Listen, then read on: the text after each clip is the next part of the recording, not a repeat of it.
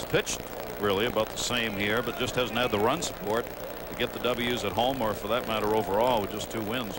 Cardinals have averaged only 1.1 run in his 8 starts as Fernando Vina takes ball 1 to open the ball game.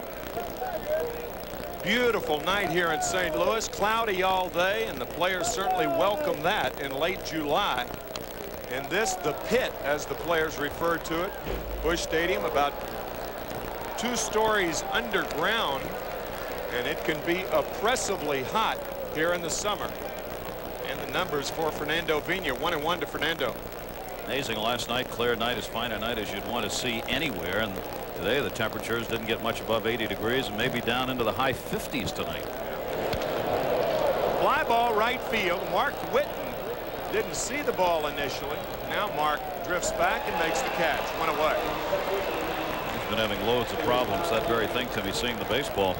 Our Mets lineup is brought to you by your Tri-State Quality Ford dealer. Vina leading it off. Hundley second. Bobby Bonilla. Burnitz is in the cleanup hole. Boy, did these 3 do a job last night. Kent, Bronya, and Segui. Thompson will be batting 8th in center, and Castillo his first start. Catcher Todd Hundley, the batter. Todd batting only .237, but his power numbers are terrific. And he pops it up. Todd Zeile, the 3rd baseman, in. 2 quick outs here in the 1st inning.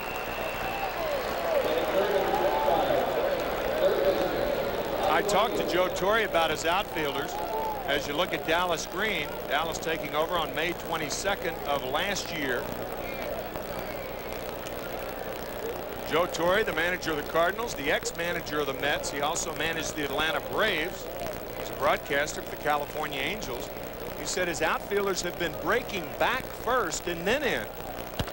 As Bobby Bonilla grounds one off the glove of Palacios, and Ozzie Smith almost makes a spectacular play to get Bonilla, but Bobby just safe at first.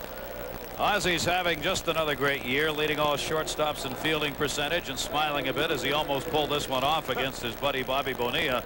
Right off the glove, slowed it down. It looks like the play for the 2nd baseman, but look who gets there first. Barehands it, makes the running underhand throw, misses him by about a half step. Now, we talked about Smith in the outfield. Bernard Gilkey, Ray Lankford, Mark Whitten, Todd Zeile, Ozzie Smith, Geronimo Pena, and Gerald Perry at first. Tom Pagnazzi behind the plate. Pagnazzi with a 59% rate of throwing runners out behind home plate. His throwing has been spectacular this year as Jeremy Burnitz takes strike 1.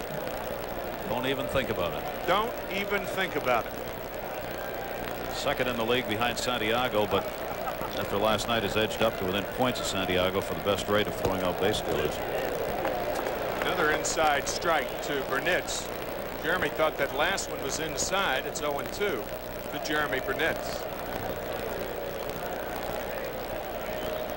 Just underway in St. Louis.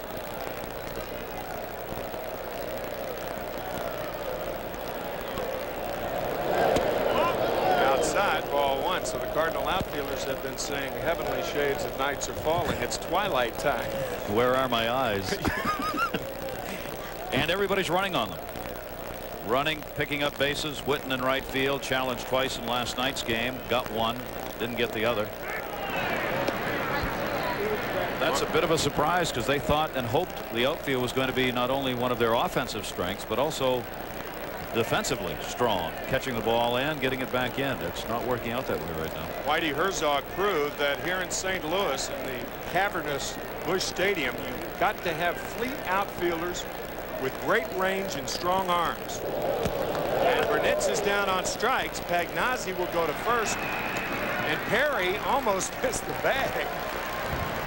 But Burnitz a strikeout victim. No score. Cardinals coming up after this from your Tri-State Binghamton. He won 8 of his last 9 starts. Anxious to see him work. One of the stars of the future, hopefully, for the New York Mets. Cardinals lineup brought to you by your new Dodge dealer. It'll look like this. Gilkey will lead it off, playing in left field. Ozzie at shortstop will bat second. 3 in the order. Lankford in center.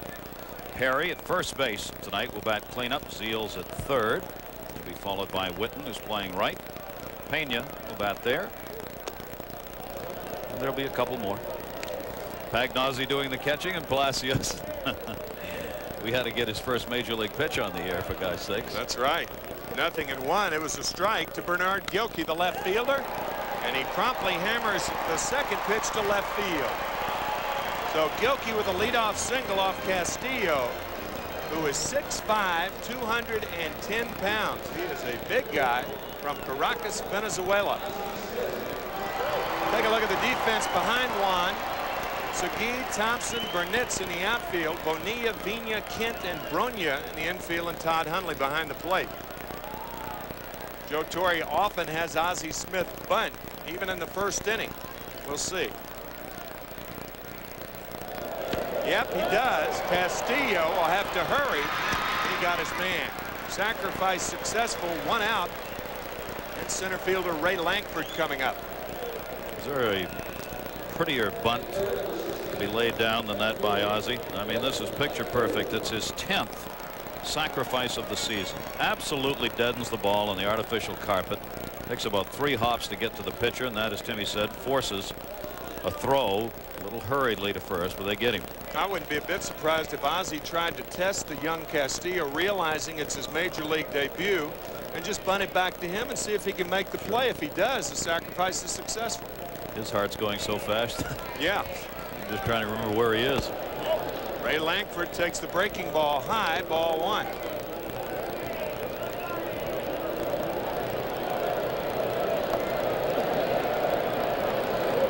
Lankford batting 100 points higher against right-handed pitching, 298, only 197 against lefties. Foul back. 1-1 to Ray Lankford.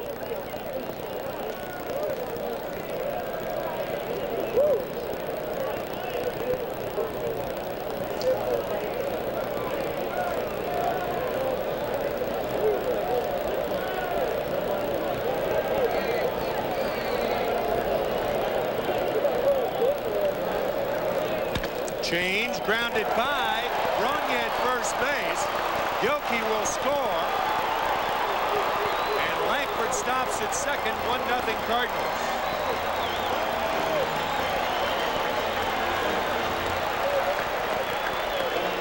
Well, Ray Lankford is on a doubles roll right now. He went 2 for 4 in last night's game, and both of them were doubles. This one he pulls off the rookie starter right down the line. Burnitz would not have had a play even if he had been able to cut it off, but it went to the wall, and crossing easily is Gilkey, set up by the sacrifice by Ozzie Smith. Gerald Perry, the first baseman, now the batter. Gary, I've really never thought about this, but for a pitcher, I mean, that position is a very isolated position by itself as Perry takes outside. And I would imagine the first game for a pitcher is probably tougher than a first game for a position player. Everybody's looking at you from the first pitch, literally looking at you. At least you can go play another position and just stand there and know nobody in particular is watching you at a given moment. Castillo came out. He arrived yesterday late, about a half hour before game time last night, and then Castillo here today very early. He came out on the bench by himself a couple hours before the team came out, and just sat there, sitting there looking out at the field. I'm sure thinking the thoughts you have when you're starting your first major league game. Realizing the lore in this town, great baseball town. Ground ball left side. Bonilla chasing Lankford back to second, and he throws out Perry. 2 outs here in the first, and Todd Zeal, the third baseman, coming up. Umpires for tonight's game. Gee, it's been a long time since we've seen John McSherry and Ed Montague. Gary Darling at second, Jeff Kellogg down at third.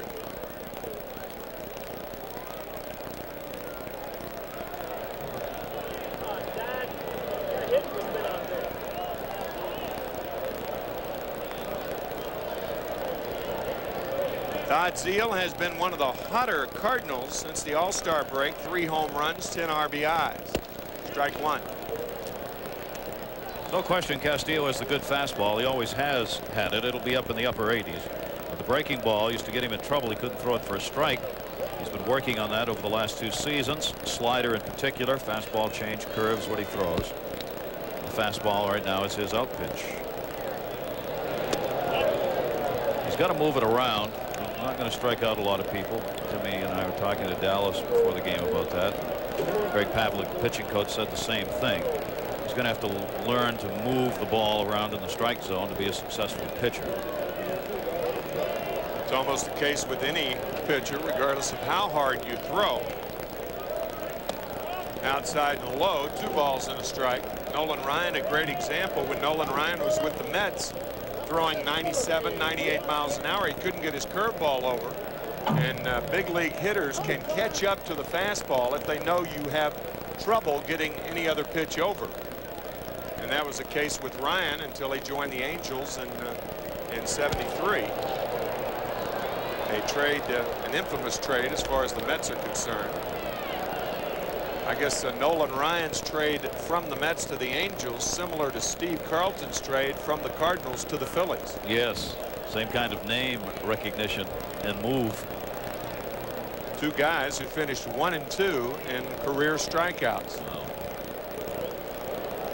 2 and 2 to Todd Zeile. 1-0 Cardinals here in the first. High with the breaking ball. Full count to Todd Zeile.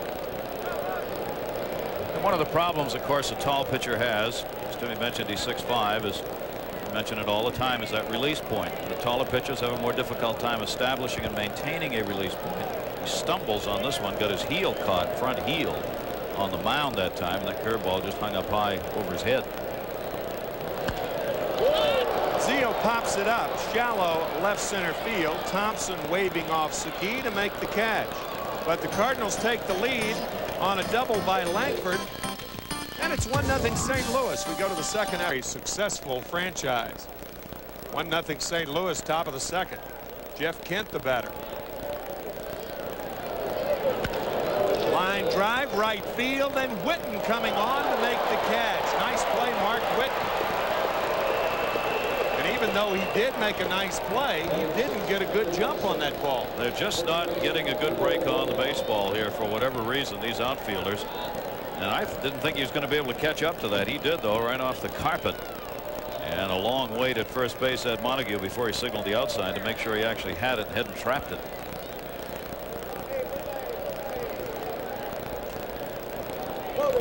Last night's hitting star, Rico Brogna. He has 6 straight hits for the Mets in his last 6 at bats. Inside with the fastball. 1-0 to Rico Brogna.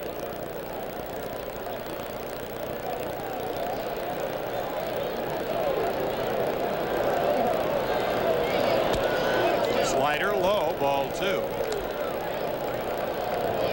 Along with the plays at the plate last night, in that 5 for 5, and he stung every one of them. He had 2 great 3-6-3 double plays he started and ended last night, including one backhand pick he made over there. That's as good a play as I've ever seen at first base. It was really something to watch because Rico Brogna was batting ahead of David Segui, who's playing in left field just like tonight. And those two, I mean, were really a friendly battle against one another because Segui wants back to first base. Brogna's preventing him from getting there. Segui's back in the outfield tonight, and after that performance last night, Segui had to watch him go 5 for 5 from the on-deck circle and watch him from left field turn 2 double plays. And that's what you start getting, a lot of off-speed pitches behind in the count. When a pitcher's behind in the count, it's a full count now to Rico Brogna.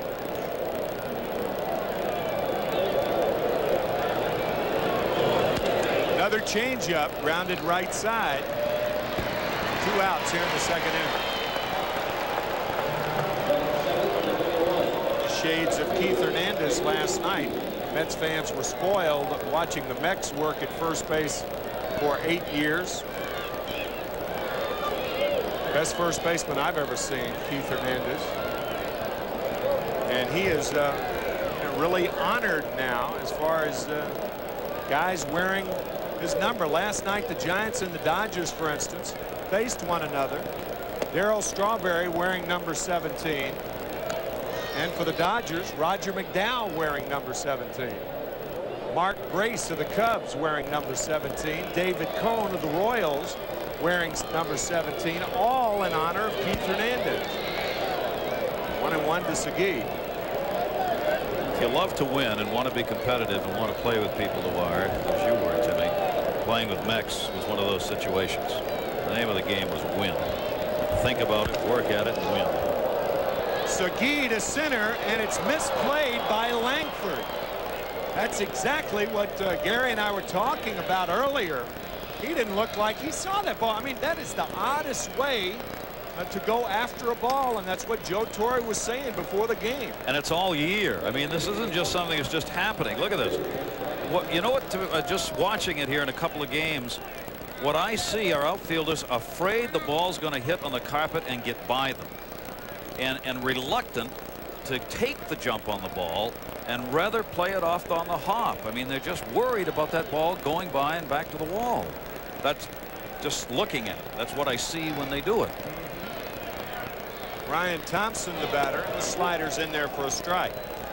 On the wall leading from the California Angels clubhouse to the dugout is a sign saying, if you're afraid to make a mistake, then you're not trying hard enough.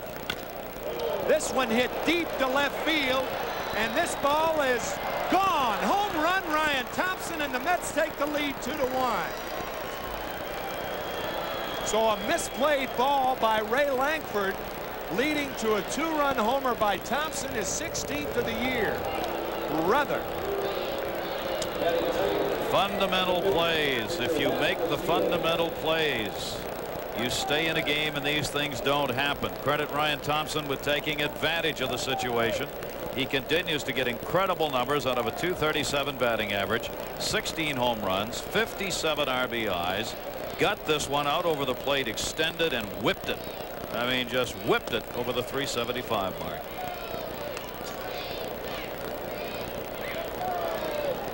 Home run numbers 16 for Thompson, RBIs number 56 and 7. 2-1 New York. 0-2 Castillo. Getting back to Darryl Strawberry wearing number 17 in honor of Mex. It's odd that you have a fight with somebody and 4 years later ask for his number. Palacios qualifies for the Olympic bat jumping contest. It would be like if I were a player today asking for Deion Sanders' number. It's 2-1 New York. We'll be right back after this from the Bell Atlantic Yellow Pages. Let's pour water on that. Gave the Mets the lead here in the bottom of the second. Major League debut for Juan Castillo, who was 11-2 at Binghamton, the AA affiliate of the Mets. And he'll face Mark Whitten, Geronimo Pena, and Tom Pagnazzi here in the second inning. And the breaking ball for a strike. 0-1 to Mark Whitten, who's batting .292 with the 11 home runs.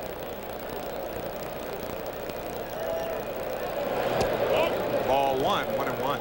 Remember, Castillo is getting this opportunity because Pete Smith, with that bad shoulder, has gone on the disabled list yesterday, retroactive back to July 18. And how long Castillo stays will depend on how he pitches.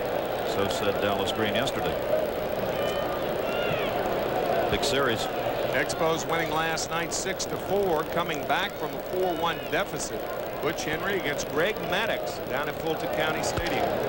Ground ball towards second. One away here in the second, and Geronimo Pena coming up. Brett Saberhagen, with his performance last night, moved into second place in ERA. And the man ahead of him, of course, is the man who's pitching tonight, and that is Maddux with a 1.71 earned run average. Saberhagen second now, 2.86. Brett was outstanding last night and said after the game, I didn't have my best stuff. Dallas reiterating that tonight before the game, as this one curving just fair. Segui played it well, but Pena has a double, his 11th of the year, and he's at second with one out. A real dying quail shot this time that just stayed within the boundaries. Castillo on the outside part of the plate, and he went with it. Pena driving the ball the other way. Watch how close it is. No question it's fair. And then into foul territory.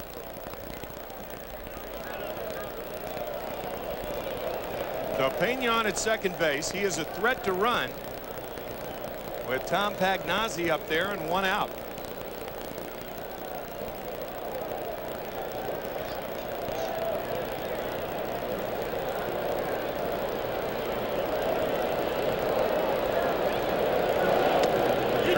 beauty there.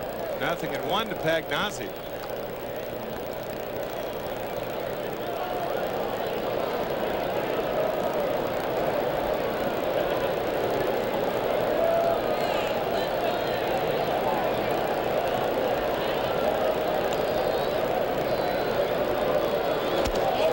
Inside, ball 1-1 to Tom. You can already see the differential between the fastball and the breaking pitches that Castillo has, which is a plus for him. That fastball at the high 80s. I don't know what the speed is on that breaking ball, but clearly that curveball you saw him throw is a good deal less than the fastball. There's the curve again. It stays high. Ball 2-1.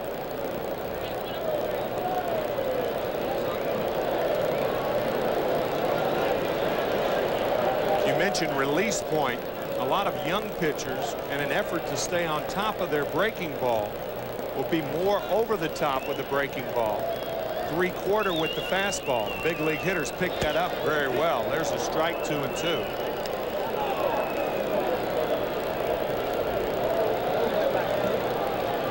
Sometimes it is tough from a hitter's viewpoint to determine what kind of pitches it is after a pitcher lets the ball go.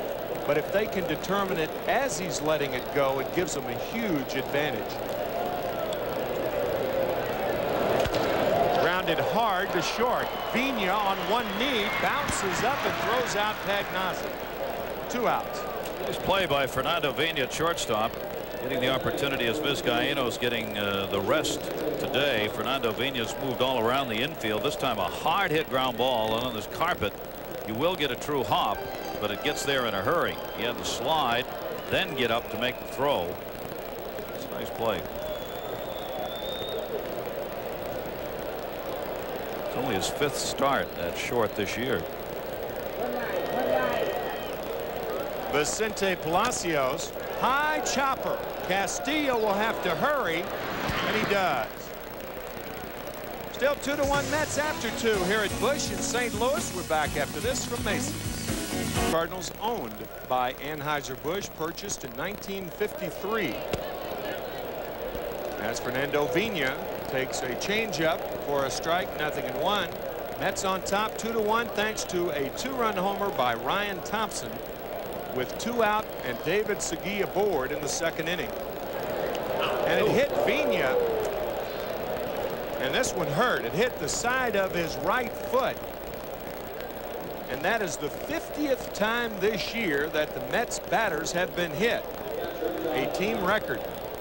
You just keep piling them up. Vina is one of the reasons. It's the 11th time for him. Ryan Thompson's been hit 10 times and Jeff Kent 10 times. So Vina moves into the lead. Ankle and maybe that ankle bone, which really hurt. So now he'll steal second. Limp to first and run to second. Run to second. Go like hell. Todd Hundley, the batter.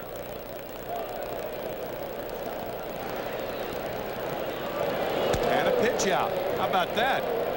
Guess they thought so too. Yeah.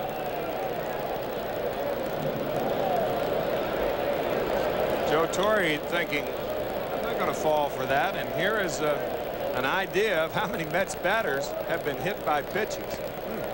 Vina, Kent, and Thompson 1, 3, and 5 in the league. Well, actually, Kent and Thompson tied for 2nd place. That is updated with Vina now leading the league, and a strike to Hundley, 1-1. Pagnozzi peering in the dugout. Seeing if Joe Torre wants another pitch out. 1-1 to Hundley, 2-1 Mets here in the 3rd.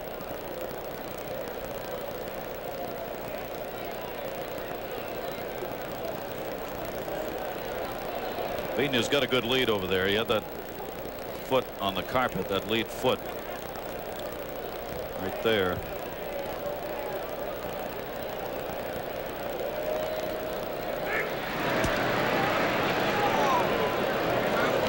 It's about as far as you can get. Just, I don't know if it was planned that way, but when the artificial carpets first came into the league, it ended up with a cutout around first base.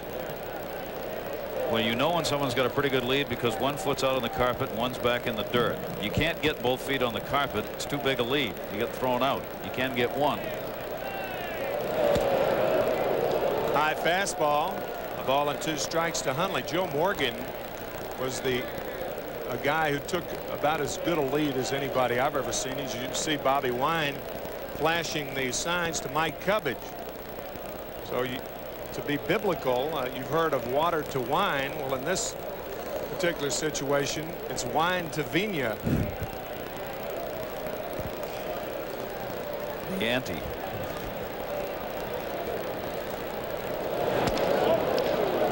Trying to cover the globe. Spanning the world. I feel like Charles Kuralt doing a baseball game. 2-2 now to Hundley. Lowell Thomas and the news. From high above the Tibetan Plateau.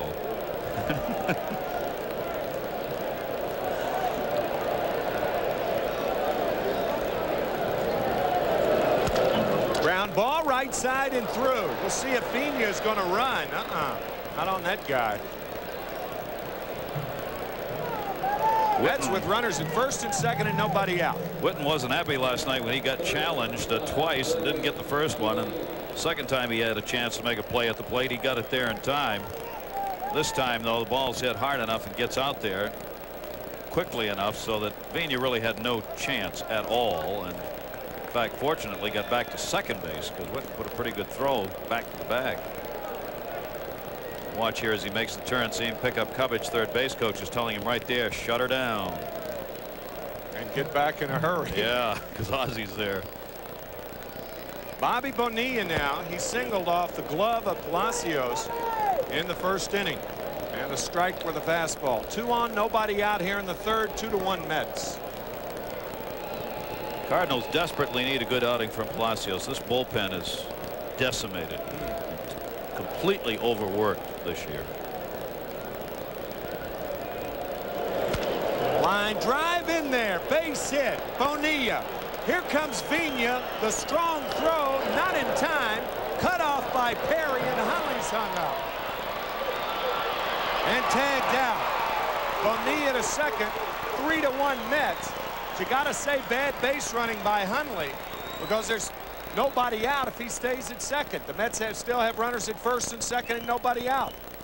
I'm sure he thought the reason he went, he thought there was going to be a play at the plate and didn't think this would be cut off. Bonilla got one where he could lift it into right field, picking up the base hit. Witten taking a look as he comes up with it, hits the cutoff man perfectly. Vina scores, and there you see Hundley's caught in the middle. Nowhere to go.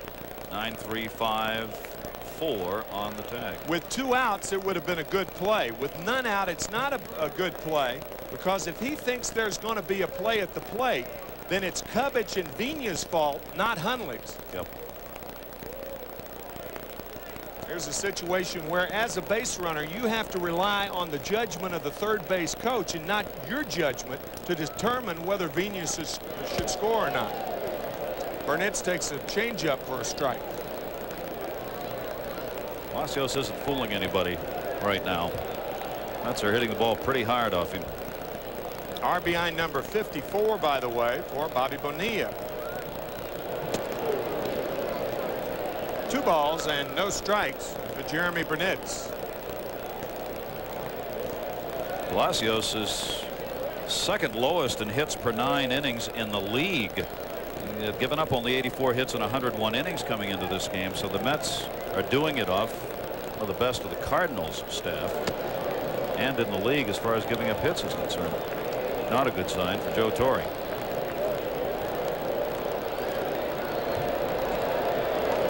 Three balls and no strikes to Jeremy Burnett, with Jeff Kent on deck. Hitting 3-0, and he hammers it down the right field line. Bonilla will score, and the throw home not in time. 4-1 New York. So since returning, Burnett continues his hot hitting. He's now 8 for 16 since his return from Norfolk. And that base hit keeps his hit streak alive. He's now hit successfully in the last 6 games. And Burnett's, watch how hard he clocks this. That is right there in the wheelhouse for him. And Cubbage, as the ball's bouncing, the third base coach is waving home. Bobby Bonilla never hesitated. Witten wanted to try and make the play at the plate, but as you see right here, Bonilla had plenty of time to get in ahead of it.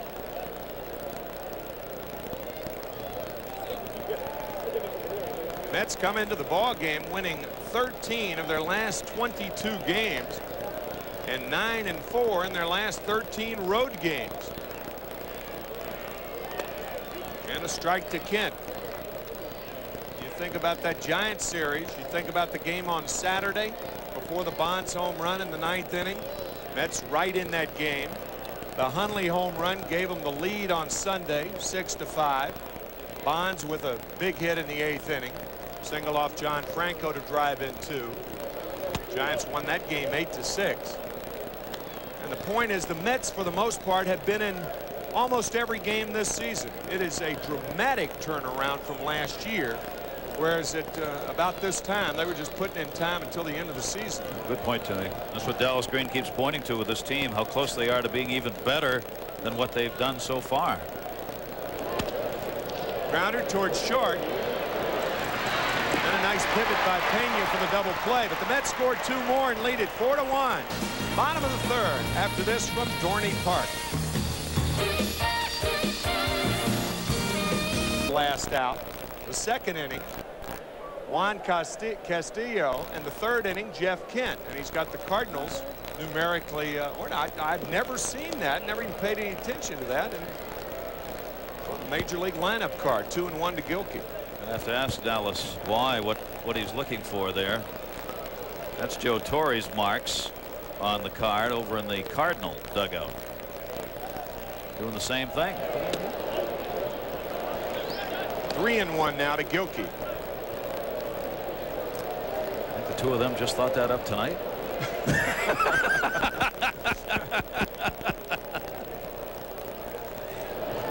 They wanted TV time.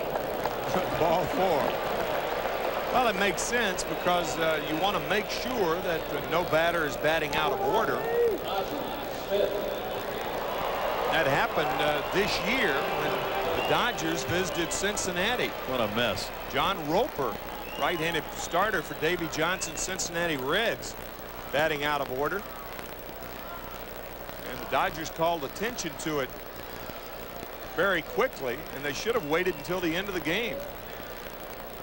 If you do that, then everybody who hits after the batter batted out of order, and in this case it was the 2nd inning, everybody after that batter is batting out of order. Ozzie Smith. Amazing thing was, Timmy, they did for the rest of the game bat out of order, because after the lengthened argument went on, the wrong guy came to the plate as soon as the argument ended. And nobody noticed it. I guess they played the rest of the game batting out of order. John Roper's position, the scorecard was very odd, because the 8th place hitter batted with 1 out. He made an out, and then the next batter was the leadoff hitter. So John Roper's spot, his first time up, he never had a plate appearance. No. Weird.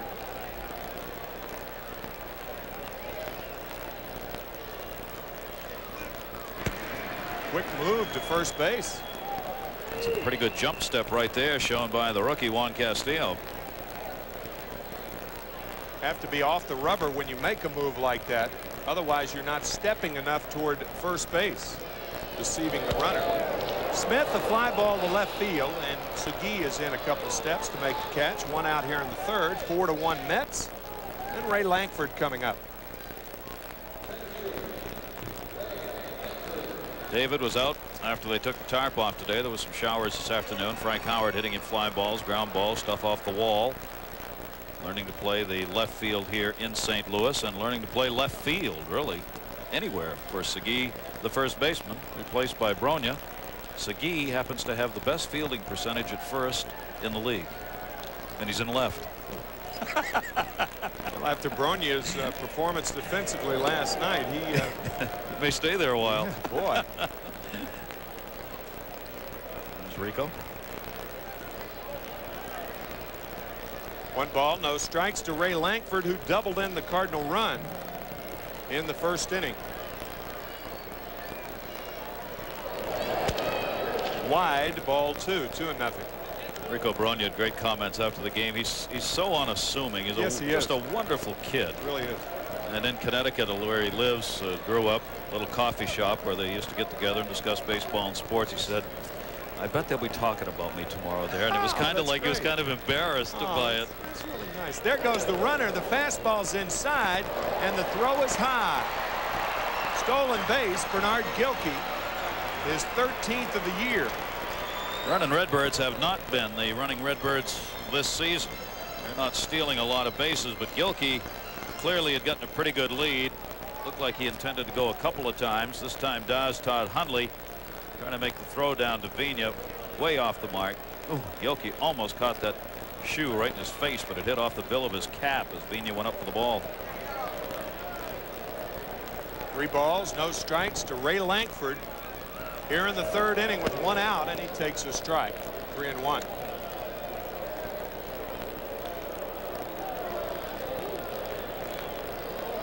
And a look at our Macy's National League scoreboard. The Dodgers winning last night over the Giants 10-5. The Giants returning the favor today 12-5. Phillies winning, Cubs winning, Astros winning. Foul ball. Vigna with a shot, and he makes the catch. Good play, Fernando Vigna. 2 outs. Great to have competition for positions on a club. This guy, you know, clearly the Met shortstop, but Fernando Vigna has become everything in the infield. When he gets a chance to play, continues to perform successfully, and that's not easy to do when you're jumping around position to position. And he had a long run, but a much better angle. You see Bobby Bonilla telling him, watch for the tag, get the ball back to 3rd. He did, and Castillo, the pitcher, went over to cover.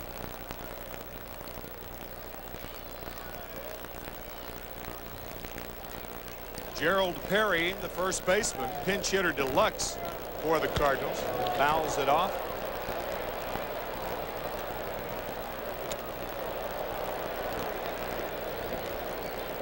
Greg Jeffries out of the lineup tonight, played last night, but he's struggling at the plate right now, even though he's still among the top 10 in hitting at .321. He's 9th, but a real struggle for him, and it's showing on his face and in his attitude right now. Joe Torre felt he had to get him out of there and relax him.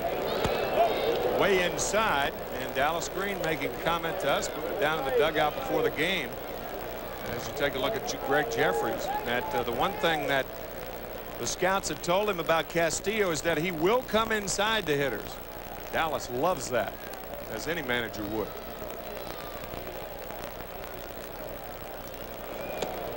Change low, ball 2, 2-1.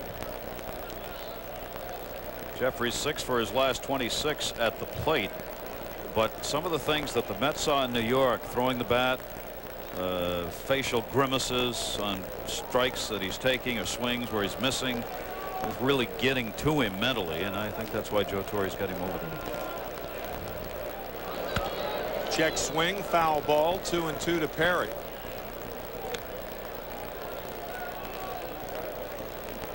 There's nothing wrong with showing emotion after you make an out. I mean, you know, they are not robots down there. I mean, the one problem with players of Greg's ilk that's a concern to a manager is if he carries it with him from one at bat to the other.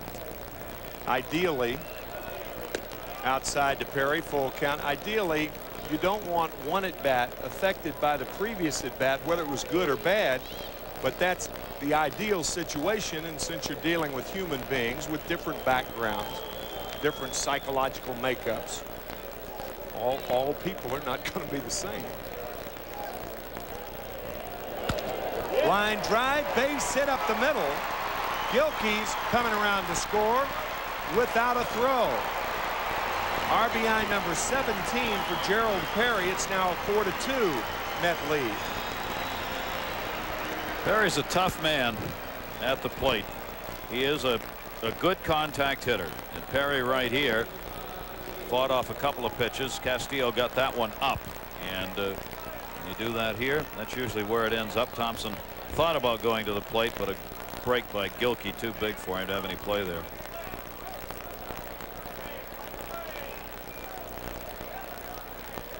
Juan Castillo in his major league debut facing Todd Zeile.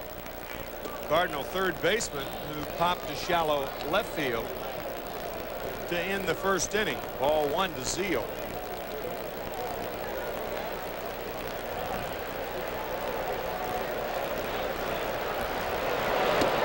High, ball 2, 2-0.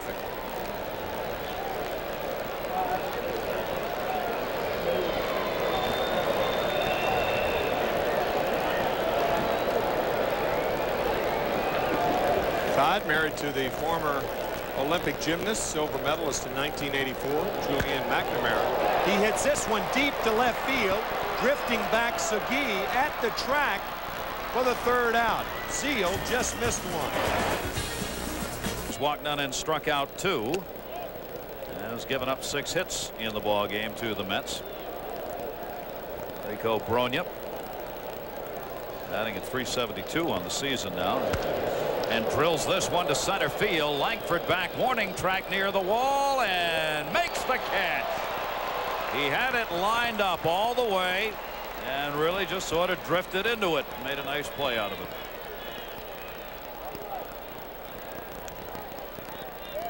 If you're going to make an out, you want it to be a hard out. And that's what Brogna did. He hit it hard to center field. Nice play, Langford. 4-0-2 to dead center. That was just to the side of that 4-0-2 mark. David Segui, who singled and scored in the first inning against Palacios. The home run by Thompson, the 14th given up by Palacios this season. David Segui scored in that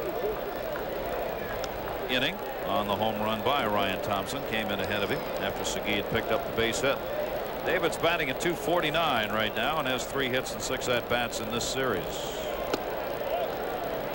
Mets lead in the series 4 games to 3, and they've won 4 out of the 5 that have been played here at St. Louis, as they came in here early in the season and won 3 out of 4. They only played 2 games at Shea, shortened series, and the Cardinals won both of those. Ripped back into the seats, ball and 2 strikes.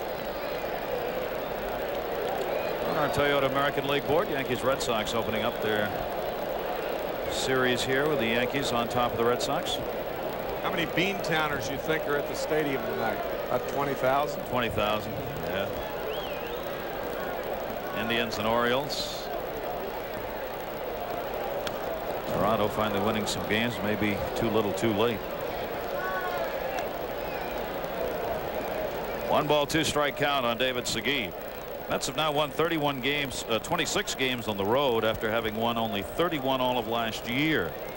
So they have improved road-wise dramatically. In fact, fair to say they've played their better baseball on the road. Been road warriors this year. Yeah. Palacios, ground ball to Ozzie. And can't make the pick. That'll be an error on Ozzie. His throw was short. And Perry tried to scoop and didn't get it.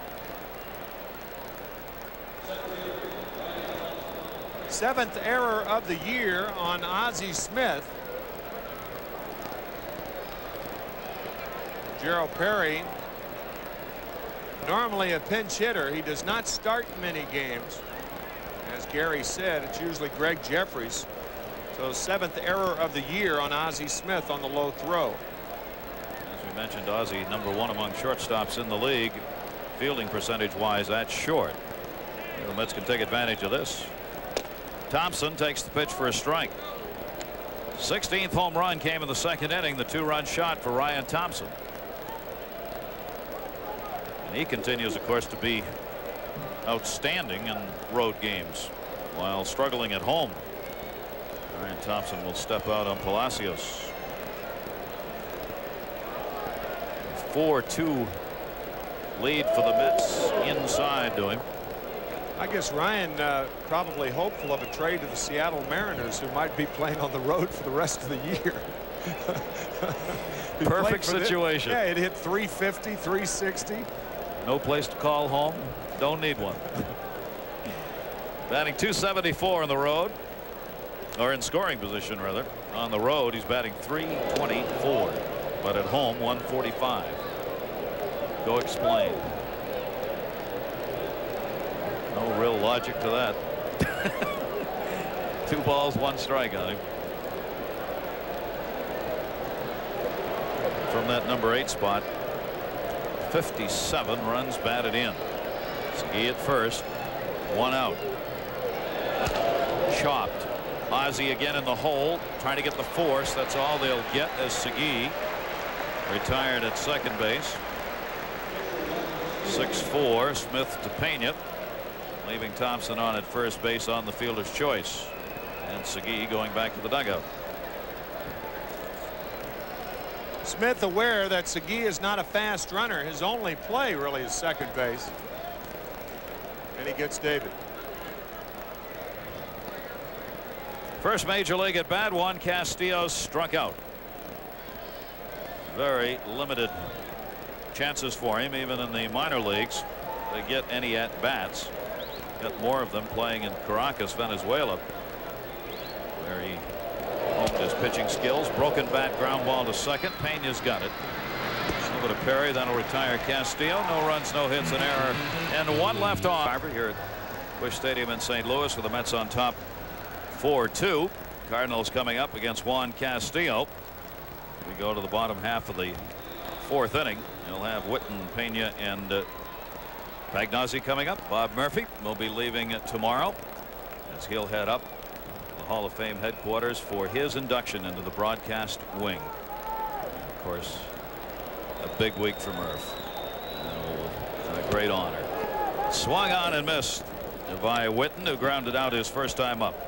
Witten's batting at .290 on the season. He's been Mr. Consistency. .295 at home, .293 on the road. Cardinals overall have struggled here at home this season. 22-29 at Busch. Castillo seemed to chase one down and away. No balls, 2 strikes.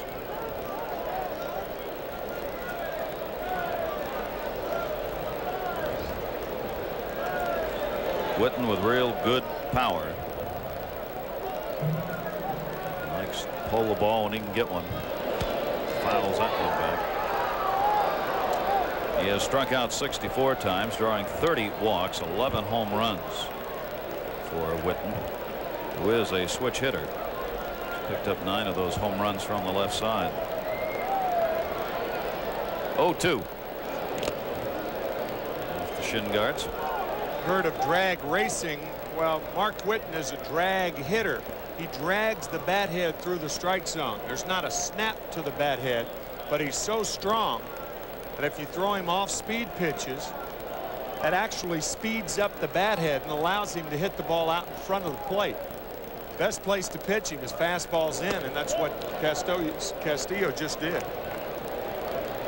Tremendous upper body strength to allow somebody to hit the ball as far as he does. Almost pushing the ball off the bat. Right. That's exactly right. 2-2 by Castillo, and that one is a foul ball. Just missed. Jeff Kellogg making the call down the third base line. But that's an example of what we were talking about. Instead of popping the bat on that inside pitch, the drag doesn't allow him to get the bat head through the zone. So he pushes it toward left field and almost had an extra base hit. Just foul. See where he made contact? About even with the body instead of out in front. Taps this one down to first. Bronya. Castillo covering the hard throw in order to get him, and they do. 1 down here in the 4th inning.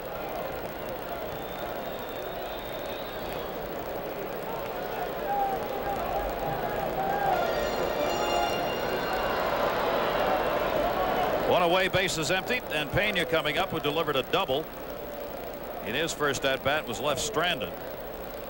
3 left on by the Cardinals, 1 in each of the first 3 innings. Juan Castillo 11-2 at Double-A ball, and he pitched so well of late. He really the choice among those pitchers to come up. Only 1 earned run off him in his last 24 innings in Double-A ball. Gave up just 12 hits over that same streak.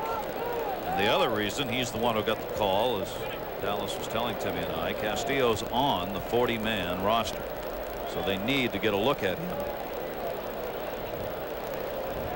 1 ball, 1 strike. There's that off-speed curveball, and he gets it in.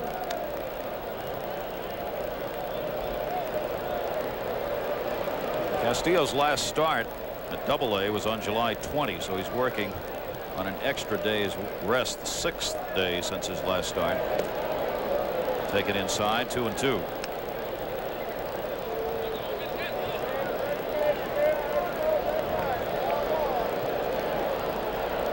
Jason Hockamy scheduled to go in the final game of this series. Another one, of course, of the young Met pitchers that they are looking to be part of this club in the future. Carolyn Castillo, clearly another one. 2-2 delivery. Fouled off outside of first.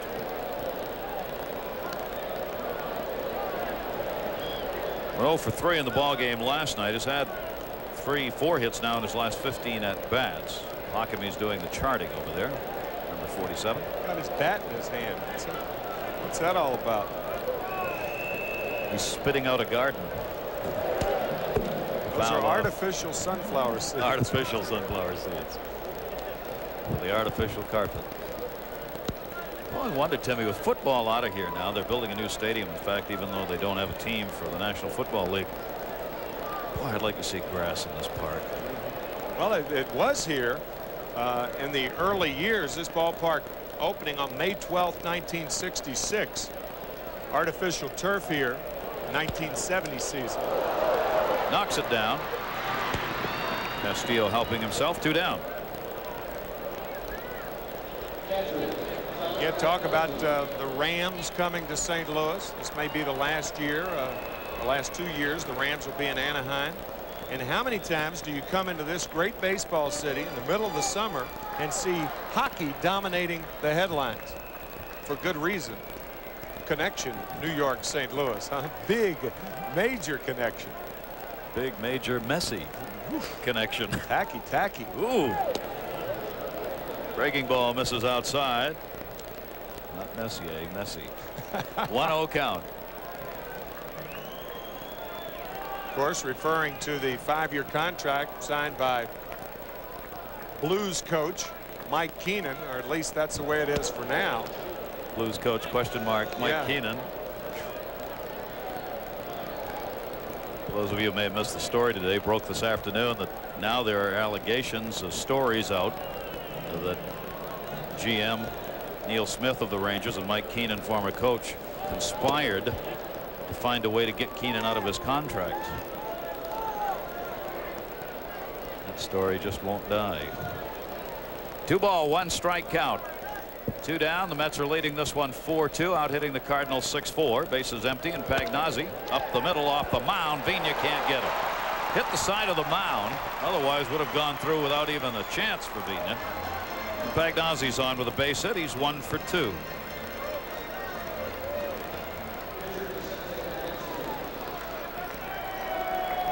There's a Cardinal first base coach. Junior, I was thinking the same thing. You talk about a good ball player. He could really play the game. Great base runner, great base stealer, power. The most home runs by a player under 150 pounds. Junior had 138 home runs and weighed about 142 pounds with a rock in his pocket. You just destroyed our next trivia question. Is that our trivia question? No. But you got me. That's how much I look at the trivia question. No wonder I don't get any of them. I didn't look either, but it just sounded like it'd be such a good one. We would have used it if we hadn't brought it up. You had me scrambling. Actually, we ought to use it now because it's the only one we'll be able to answer. 0-2 count, 2 down. Runner at first base. Palacios grounded out his first time up. Strikes out. There's the first major league strikeout for Juan Castillo. And the Mets continue to lead at 4-2 after 4. Now this word from also to manage 2,000 games. Who was the first? It wasn't Jose Cardinal. No. Sparky Anderson was an infielder. Does carry him. John McGraw, infielder. Connie Mack. Vina. So he couldn't pitch. No. Freddie Hutchinson. Is he a pitcher? Yeah, Freddie was a pitcher. Managed the Cincinnati Reds, the St. Louis Cardinals.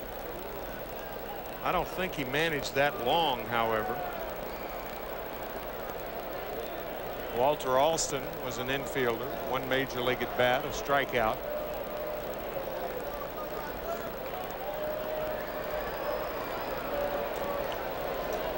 Where are we? We're stuck Without an again. answer, same old thing.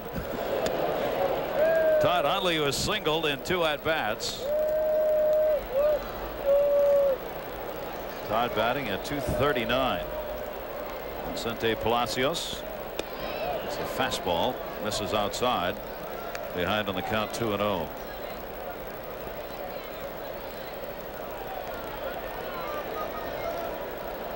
Back in baseball history. Casey Stengel, an outfielder. Drills that one to deep right field, and goodbye home run. He's done it again. Todd Hundley pulling it right down the line, delivers the homer, and the Mets have a 5-2 lead. And did he line that one? That ball is corked, baby. 16th. In basketball, a screen is a pick. In baseball, a screen is a homer.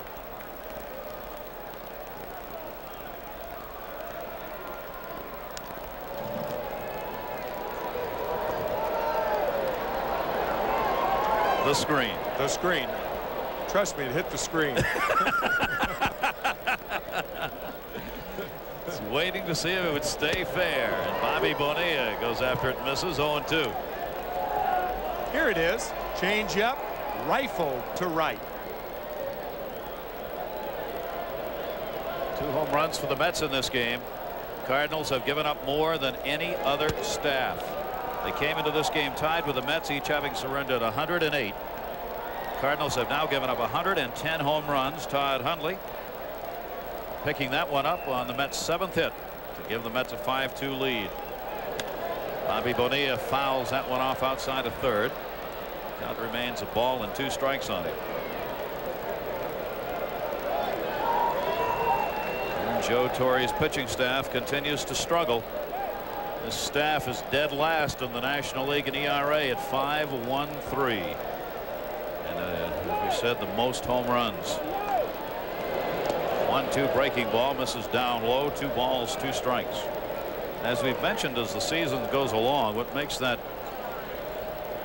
even more of a consideration as far as home runs given up with the Cardinal pitchers is this ballpark, which has never been known as a home run park.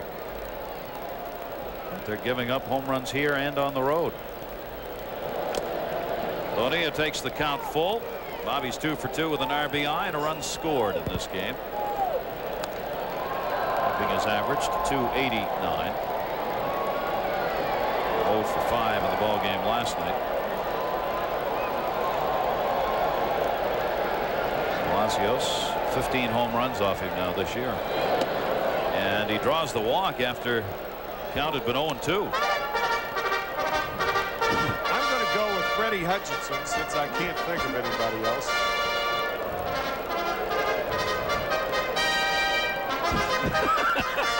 I just wanted to let you people enjoy the full accolades of that band. Griffith. Oh, That's Lord. that's tough. That was a while ago. 1901, 1920 as a manager. I didn't realize Clark Griffith was a pitcher. Most games as a manager by ex-major league pitchers. Lasorda's 2nd. There is Hutchinson you were talking about. Fred Mitchell and Walter Johnson. Hutch did not reach the 2000 plateau in games managed.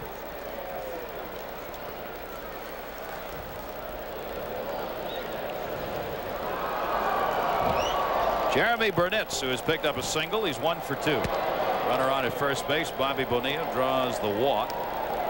Bonilla continues to be among the leaders in the league in walks. 53 moves him up to 7th in the league. Only walk given up by Palacios. You know, that tune that those horns have been blowing all season is a real catchy tune. It is. I think probably the theme from that movie Robin Hood Men in Tights. One of our favorite movies of our director, Jeff Mitchell. And actually the name of this band. Men in Tights. Men in Tights. That's why Jeff hired them. No wonder they're hitting at such a high note.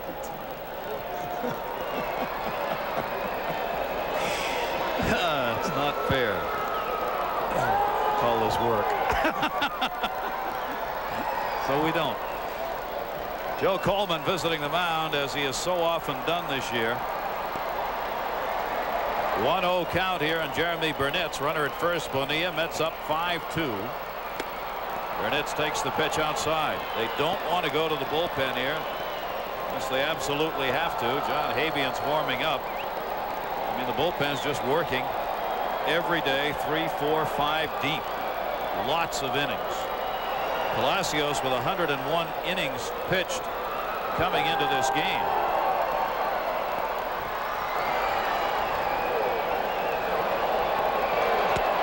And it's a strike on the outside corner. Only he and Bob Tewksbury up above that 100 mark. Alan Watson's at an even 100. They just aren't getting innings out of their starters. They're not going deep at all, and so the bullpen's arms very tired. 2-1 count. That's with a run in here on Todd Lundy's home run, but he is still at first. 2-1 delivery.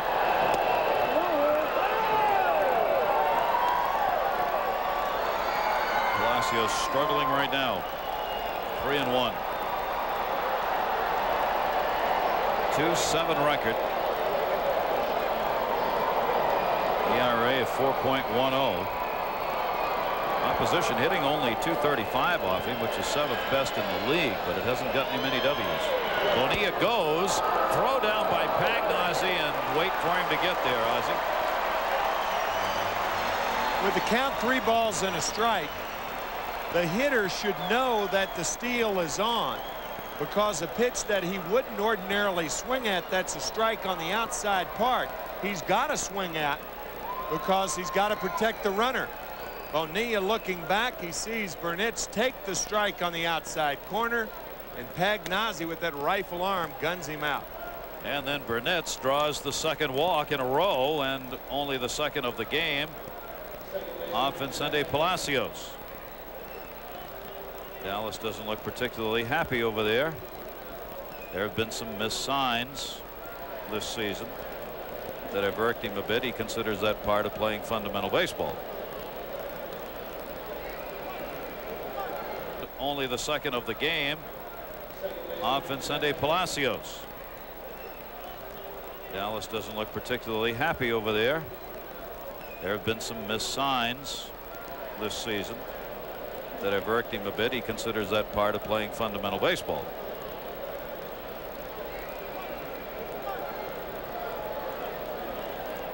So the runner at first base, Burnett's for Kent, who hit into a double play his first time up. 283 on the season for the Mets second baseman. First ball hitting down the line. That's going to roll towards the corner. Gilkey over to get it. Making the turn. Burnett's at third, being waved home. Relay throw coming by Ozzie. Pagnozzi never had the ball. Down to third. The throw not in time there as Kent. A double goes to third on the throw to the plate. The Mets add another run and lead at 6-2. That's just terrific coaching by Mike Cubbage. He realizes the Mets are 3 runs up. Breaking ball hit hard down the left field line. 2 outs. Remember, that's the reason Burnett scores on this ball. Even though the relay throw from Gilkey to Smith is a good one, Cubbage has seen the arm of Ozzie Smith. He knows he's lost strength in it, and sure enough, he short hops Pagnozzi, and Burnett slides in there. That's a nice play by Mike Cubbage, the third base coach. Jeff Kent now has a 7-game hit streak, and he knocks Palacios out of the box. Kent with his 60th RBI of the year. Jeremy Burnett's the man who crossed the plate. Mets 2 runs in this inning, and Palacios will leave with the Mets on top 6-2. This call to the bullpen brought to you by 9X. And we'll be right back after these messages. The very next time you miss a call, try this. When you're not in time, press *69. We'll call them right back. 75 cents per use plus cost of call. Call return from 9X. The next time you get a busy signal, try the busy signal fix. Press *66. We'll keep calling for you. 75 cents per use plus cost of call. Repeat dialing from 9X. The future, where people may not be compatible, but your Macintosh will be. Power Macintosh is here, and the future is better than you expected. Now, see the world's most powerful business software accelerated for Power Macintosh.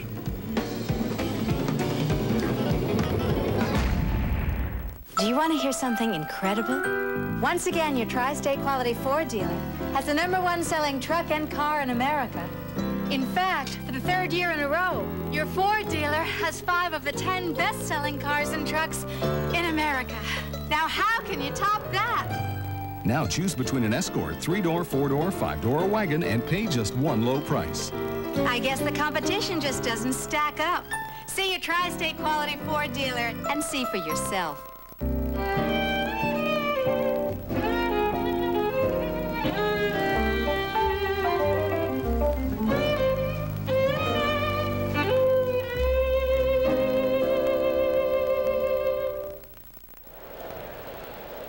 Joe Torre, the reason he didn't go to the mound and Joe Coleman did, Joe has an infected toe on his right foot and has a tough time walking. As John Habian is in there for the Cardinals in relief of Palacios. Habian, a sinker baller, formerly with the Yankees, has done a good job for the Cardinals. Rico Brogna stands in. Kent's on at 3rd. 2 down.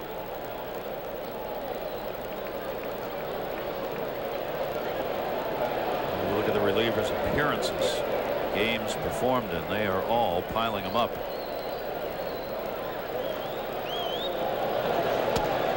Brogna taking the strike. 0 for 2 in this ball game. Has the RBI chance here with Kent on at 3rd. That's now with 6 runs on 8 hits. Palacios going the 4 2/3 innings. Walked 2, struck out 2, and gave up 2 home runs. Off speed delivery. Lost control of that one. 2-1.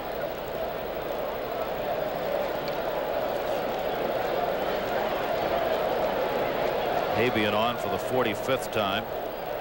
Rene Arocha is working out of the bullpen now. 40 appearances. Eversgerd 35 appearances.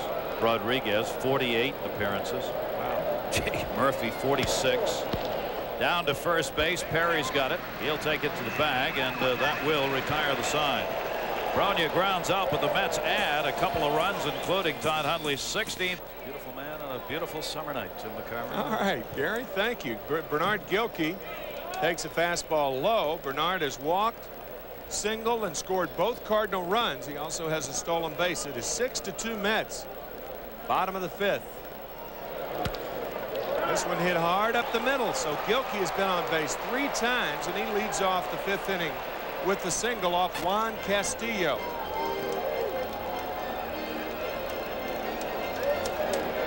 All 3 times he's been on base, he's been leading off the inning. One of the few times in the course of a game where the leadoff hitter actually leads off more than once. Yeah, leadoff hitter is a misnomer because the only time he's guaranteed to lead off is the first time in the ball game. Ozzie Smith is sacrificed and flied to left. Low, ball 1.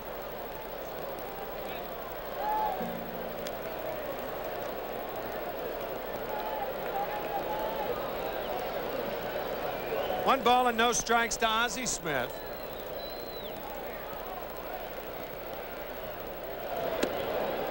Changeup with a 4-run lead on a 1-0 count. Bad pitch with a young pitcher. 2-0 to Smith.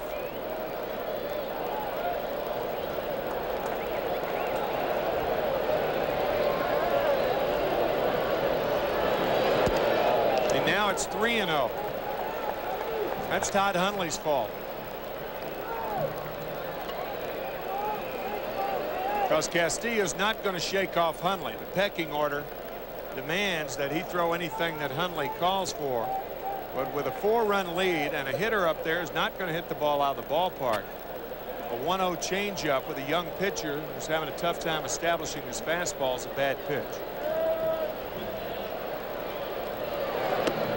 And he lost it. So 2 on, nobody out, and Hundley and Bonilla converge, and it's time for us to tell you that the Mets have had 8 pitchers in their history that have won their major league debuts. Only one, however, has pitched a complete game shutout, and that was Dick Rustek back in 1966. Some of those names perhaps familiar to you, especially Gary Gentry in 1969. And this next list, very familiar to you. How about the fact for Rustic and Sterling, it ended up being their only win. Yeah, right. They won their first game, and that was it. And Dick Rustic, a complete game shutout, and that's it. That's his only win for the Mets in 1966. Juan Castillo does not have a shutout, but he has a 4-run lead, but's in trouble here in the 5th inning. And a breaking ball is inside to Lankford. 1 ball, no strikes. 5 straight balls thrown by Castillo.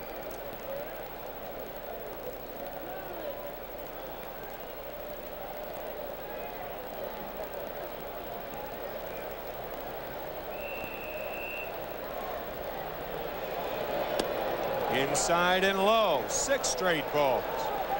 And now Greg Pavlik wants to talk to his young pitcher.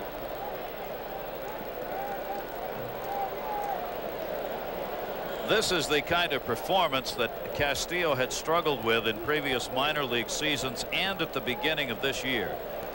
The inconsistency in being able to put the ball in the strike zone. That's what's bothered him the most. The Mets believe, in light of the performance over the last dozen games that he pitched this year at AA ball, that was coming around for him, and I'm sure it is. I mean, it is his major league start, but this is what he's got to work on, is being consistent in the strike zone and not getting way behind on hitters, because he used to surrender a lot of walks. And in this inning, after the single by Gilkey, he threw 4 straight balls to Smith and now has the count 2-0 to Ray Lankford. Popped up in the infield. Infield fly rule in effect, and Lankford's out. 1 out, and there are varying views on that. And my theory on that is if you've got a power hitter up there, let him swing, because a young pitcher's trying to throw a nothing fastball in the strike zone. But there are some sides who say that if a young pitcher throws 6 straight balls, you ought to take. Till you get a strike. Yeah. Yeah.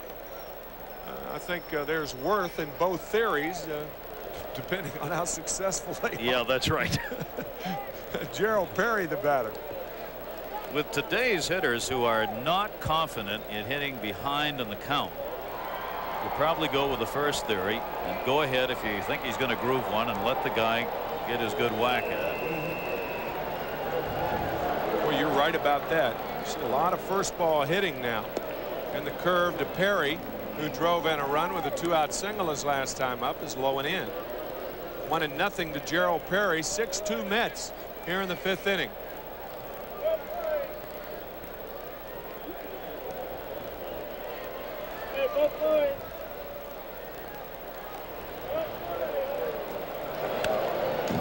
Boy, he has some healthy cuts, doesn't he? Roger Mason up and warming for the Mets. Mets will stay with their height in this game.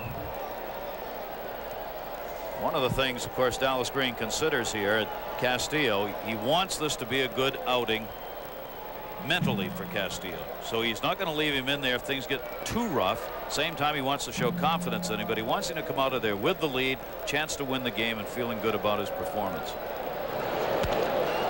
Fly ball, right field, near the line. Burnett, fair ball, makes the catch. And a quick throw to Kent keeps Smith at first, but Gilkey goes to third. So there are 2 outs now. Runners at the corners and Todd Zeile coming up. That's a difficult corner. In fact, both of them are here because the stands come very close to the foul pole and you run out of room over there, and you really do feel like you're running into a V over there, that you're just running out of space all around you. It gets cramped. Sometimes trying to find that ball over there, even on a fly ball, it's a little hairy.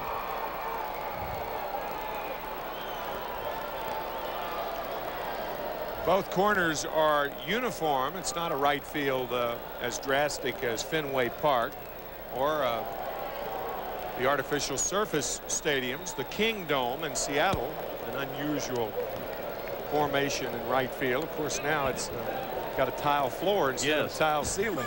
Just kind of reversed. Curveball is outside to Todd Zeile. 1-0 to Todd, who's 0 for 2.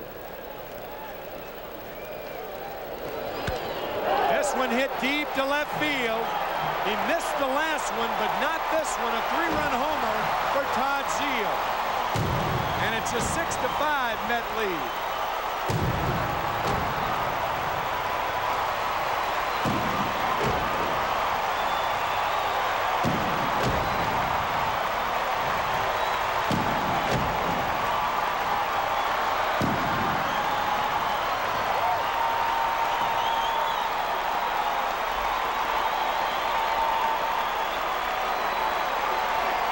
That's what Dallas Green didn't want to see happen to Castillo. Hoping he could get that final out here with the base runners on, but Zeile, who has great power, and Castillo got that one right at the belt, and he put it right into the seats. Home run number 15 for Zeile, and the curveball is low. I think this will be the last man for Juan Castillo. Regardless of what happens, he's due up third in the 6th inning. And I don't believe Dallas Green will go past Mark Whitten. So Castillo, if he wants a chance to win this game, he'll have to get Whitten out. And he's going to. But the Cardinals score 3 times, and it's 6-5 Mets after 5, and we'll be back after this from Budweiser.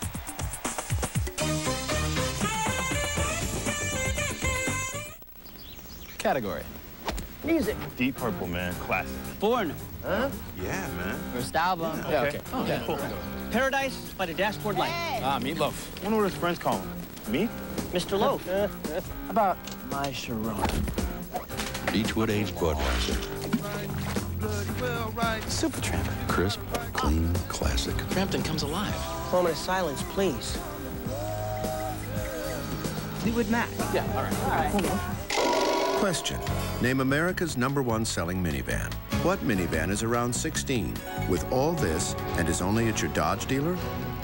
Answer, Dodge Caravan. So go get the family. For all the answers, see your nearest Dodge dealer. Question. What car changed everything? What remarkable car can you drive for just $239 a month and is only at your Dodge dealer? Answer, Dodge Intrepid. What are you waiting for? For all the answers, see your nearest Dodge dealer. People come in and say, why 5 grades of gasoline? I tell them offering only 3 grades would be like selling suits in small, medium, and large. Some people would get a good fit. Some could use a little tailoring. So if you want to know why we give you all these choices, think about the guy who needs 41 long and picture him wearing a 39 short. Hello, Mr. Amatsu. You know, your shipment is ready. Hello, how are you? Fine, sir. I just have a question about custom regulations for your country. Do I need an import license, a certificate of origin, 525V, or what? Hello, how are you? Fine. Could you hold? All you gotta do to simplify international shipping is use FedEx. Mr. Amatsu? Yes, sir. I'm fine. We're all fine. Gary, I think you're right. You made a comment about Dallas wanting to get Castillo out of there with a 6-2 or 6-3 lead, but now it's 6-5, and even if he gets the win, it's not nearly as satisfying because he would have given up 5 earned runs in 5 innings of work. Kind of the claws on the blackboard kind of thing, instead of just walking away without a scratching sound. Not that he's not done a decent job here in the start, but that was a big blow by Zeal. 3-run, 2-out homer, driving in Gilkey and Smith at 6-5 Mets, and David Segui takes outside for ball 1 against John Habian. Castillo will be gone as Eric Gunderson has now replaced Roger Mason in the bullpen, and he will in all probability be the pitcher in the bottom of the 6th as Segui grounds out to second base. And that'll bring up Ryan Thompson, who had a 2-run homer in the 2nd inning, his 16th home run of the year, and RBIs number 56 and 7. That's Mike Rimlinger. It is not Eric Gunderson, I beg your pardon. So Rimlinger is the left-hander.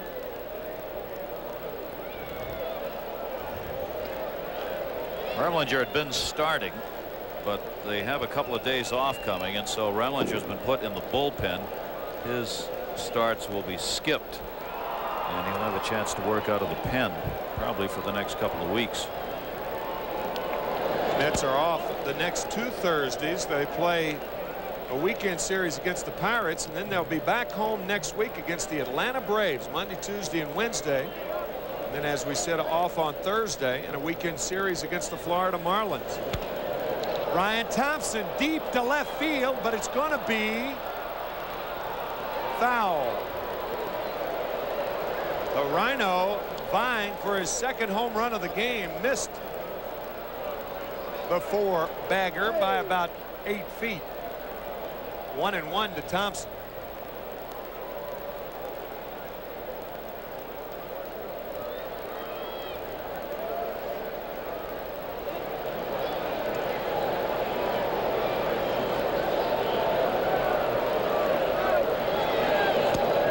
Good slider there. 1 ball, 2 strikes to Ryan.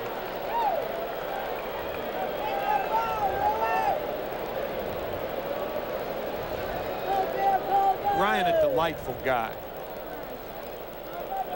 Rather loquacious. Times 2.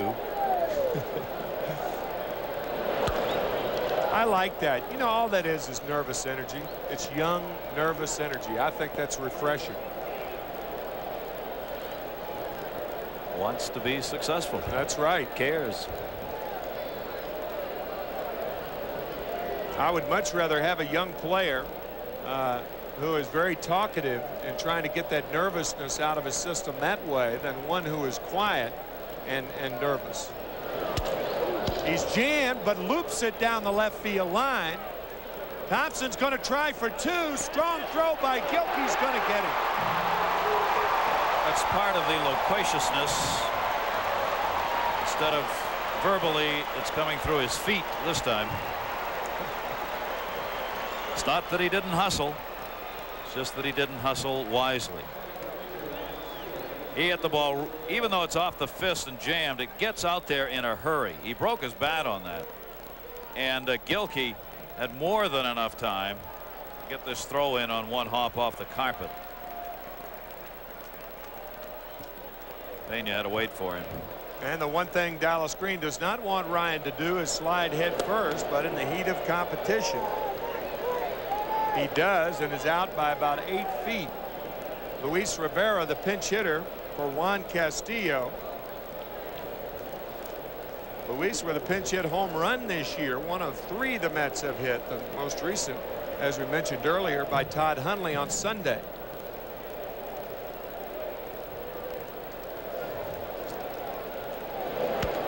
Cued foul in the Cardinal dugout. 0-2 now to Rivera. 6-5 Mets. We talk about coaches in these base running situations. Now Frank Howard down there at first, he is not telling Thompson to go. Thompson's watching that ball.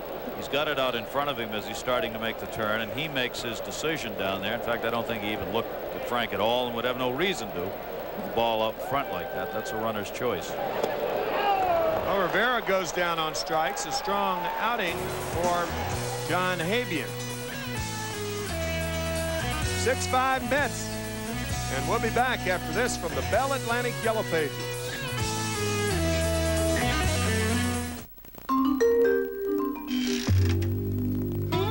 Don't you have anything to fit me? No offense, Mr. Jones, but you are a little on the small side. I need more choices. Harry, give me those genuine yellow pages. Look, choices. Italian, Greek, Chinese. You want more? Those are restaurants. That's right. You put some meat on those bones and come back and see us. 9 out of 10 use it. Mexican, barbecue. The genuine Bell Atlantic yellow pages. How about a smorgasbord?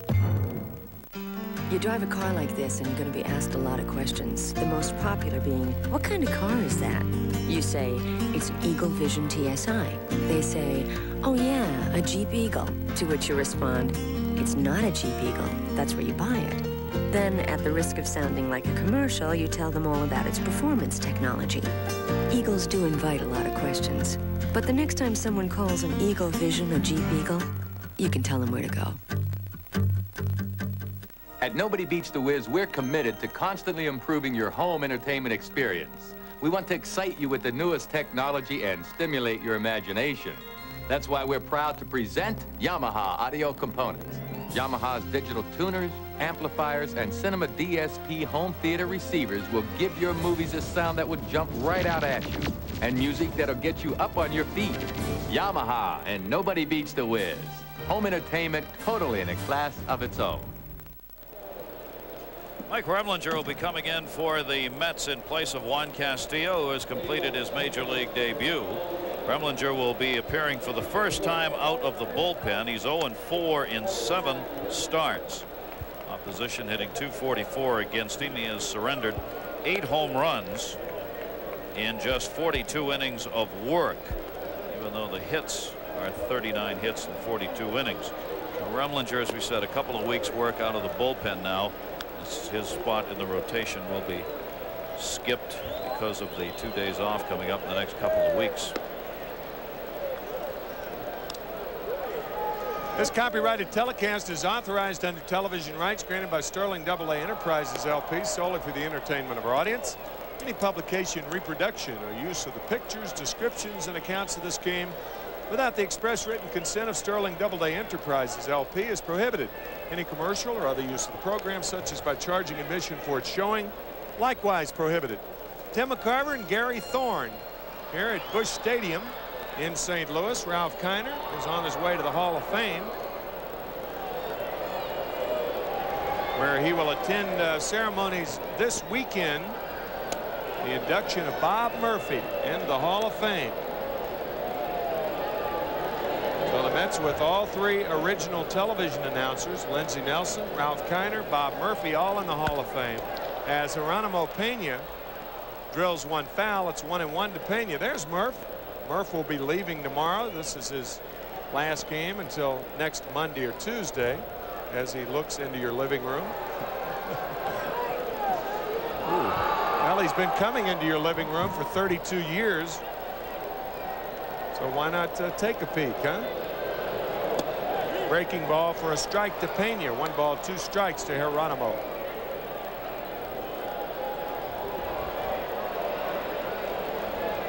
What he was taking a look at through the binoculars was the bullpen action. Murphy's up the left-hander. Inside to Pena, 2-2.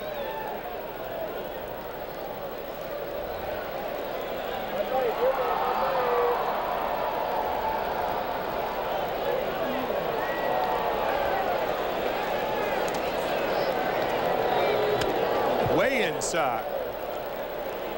That ball went through his buttons. Full count to Pena. He scared me there for a minute.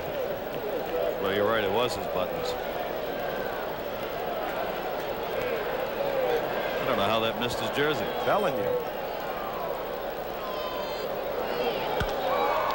He's jammed on the fastball. Thompson loping back.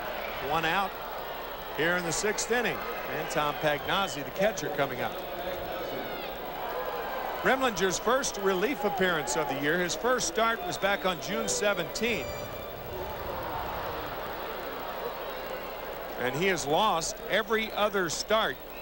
He lost his first, 3rd, 5th, and 7th start to be 0-4.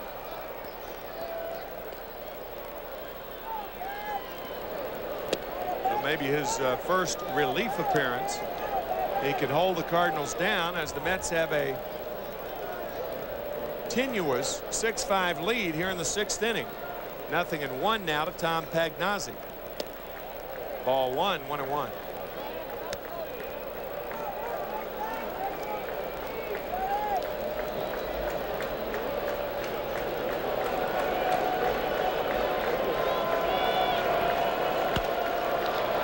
Center field again.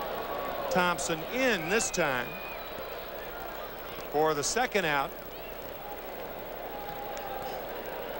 And a final in Atlanta. Once again, the Montreal Expos behind Butch Henry, who is 8-2.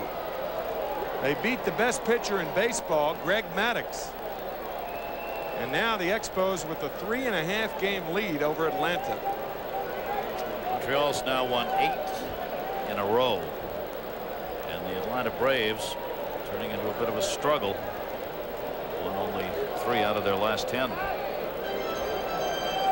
Scott Coolbaugh will be the pinch hitter for John Habian. Coolbaugh batting .143 on the year. Outside corner, strike 1. One of the problems with Atlanta, in my opinion, is they've lost all the speed in the outfield. They lost Nixon to free agency.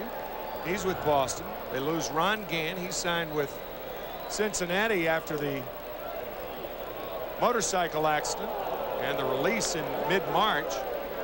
Coolbaugh going too far, 0-2 to Scott. And then they trade Sanders for Roberto Kelly. Now Kelly's a fine player, but he doesn't have the speed of any of the other 3.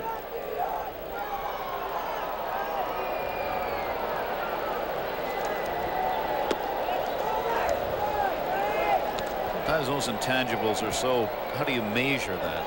There's no number that's going to show you how much that outfield speed has cost you, that you can just point to it. Seeing it every day is the only way you'd know. It's more than just stolen bases. Yeah. It's jump on a ball in the outfield, catching balls you don't normally catch. Still 6-5 Mets after 6. We're back after this from your Tri-State Toyota dealer.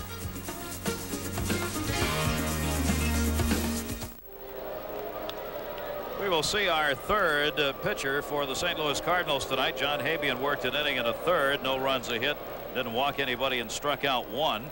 Now veteran left-hander Rob Murphy, 34 years old, comes on for the appearance. You see the numbers he's had this season, and as I mentioned earlier, he's another of these relief pitchers who's had plenty of work. His 47th appearance of the season, all in relief, and a couple of saves to show for it.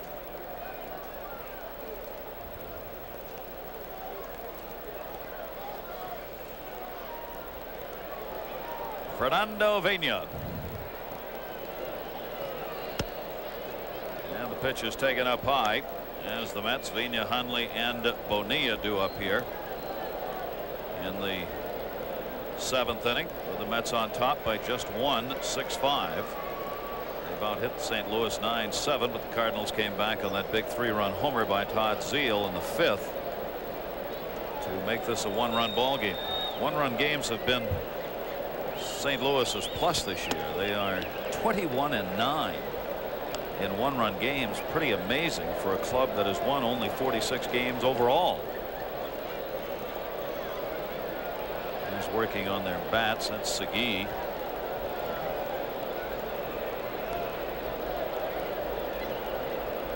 Showing you how to put the tape on. Well, that's after shaving the handle. And the reason you shave the handle, you order the bats with the handle obviously to fit in your hand, the size of the hands being different. So to keep the handle the same and not make it too thick, you shave it first and then apply the tape. The trick is to shave it about the width of the thickness of the tape, and that gives you the same feel and a little better grip. He's putting a couple of layers of tape on there. Well, that refutes that first theory. So I guess what you do is shave off the width of two layers of tape. Now, if he keeps going, we'll have a three-handed job. You got me. 3-2 count on Fernando Vena. Murphy, the left-hander, got it in and he pulled it down the line. That'll go all the way to the wall. Witten over to chase it down. Fernando Vena's on his way to second base, and he has himself a double. So Vena's been on base twice, hit by a pitch, and now a two-bag hit here in the 7th to lead it off, and the Mets have the leadoff man on. Fernando jumps on this high inside fastball from Rob Murphy. Drills it down the right field line, his 6th double of the year. Looking at Mike Cubbage, and Mike once again saying, stay on the bag. Vena's had only 4 at-bats against left-handers this season, and he's got 2 hits. Now a runner at second base and a very important run. Todd Hundley up. 16th home run came in the 5th inning. He is also singled and popped out. Hundley with an RBI chance in a 1-run ball game. Todd only .222 with runners in scoring position this season. .242 now on the year. And only 200 as a right-handed batter, but Murphy the type of pitcher that Hundley can handle. And the reason is he throws most everything the same speed. Todd a fastball hitter from both sides. Murphy with the fastball and a slider, and the slider is not an off-speed pitch for most pitchers. Rob Murphy, the 3rd pitcher, Palacios pitcher of record for the Cardinals, 4 2/3, gave up 6 runs on 8 hits, including a couple of home runs. Thompson and the home run picked up by Todd Hundley and John Habian, and now left-hander Rob Murphy. Vena on at second base. 10 hits for New York.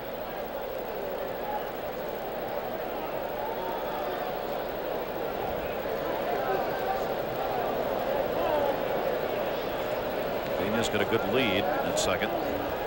And that one to first, line dropped. Vena stays at second, and Perry will take it to the bag to get the out unassisted. Ball handcuffed him. Vena stays at second base. Well, that's just tough luck, trying to do the right thing. Todd trying to go the other way. He did go the other way. He hit it hard, but right at Gerald Perry. Let's take a look at the American Express financial update this afternoon. The Dow down 616. S&P 500's down 0.68. Gold up 220, and silver up a couple of pennies.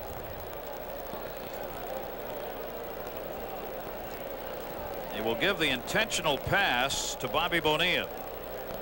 So Bonilla's got a perfect night at the plate. He's drawn 2 walks, 2 singles, an RBI, and a run scored. Burnitz is the cleanup batter waiting on deck. Bonilla hitting .256 off left-handers. Burnitz hitting .167. First base open as well, so it creates the opportunity for the double play. And there is ball 4. Bobby Bonilla, 9 intentional passes this season, 9 of his 54. You know, Jeremy did something that he shouldn't do.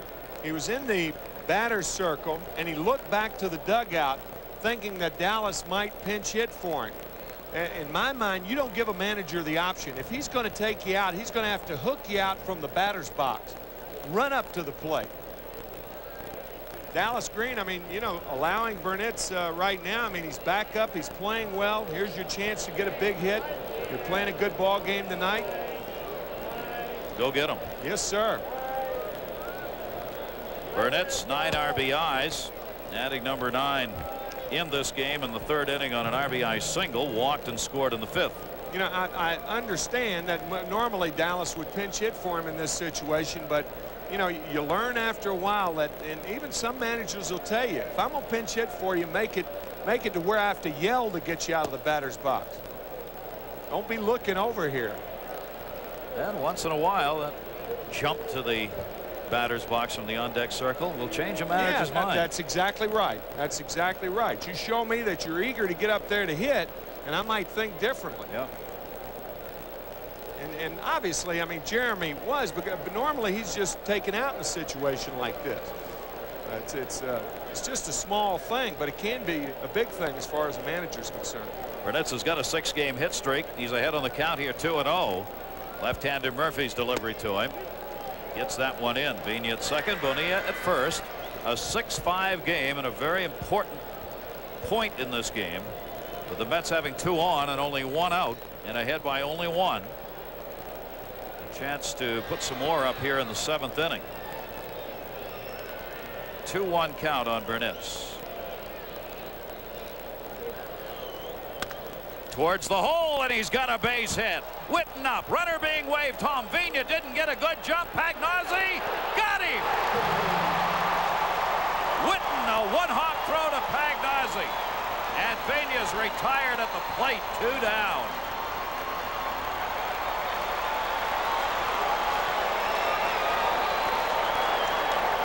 It was a strong throw, but credit Tom Pagnozzi on the short hop. Burnitz comes through, singling through the right side. Look at Witten charging the ball. And a short hop. Nice play by Pagnozzi, and Vigna's out of there.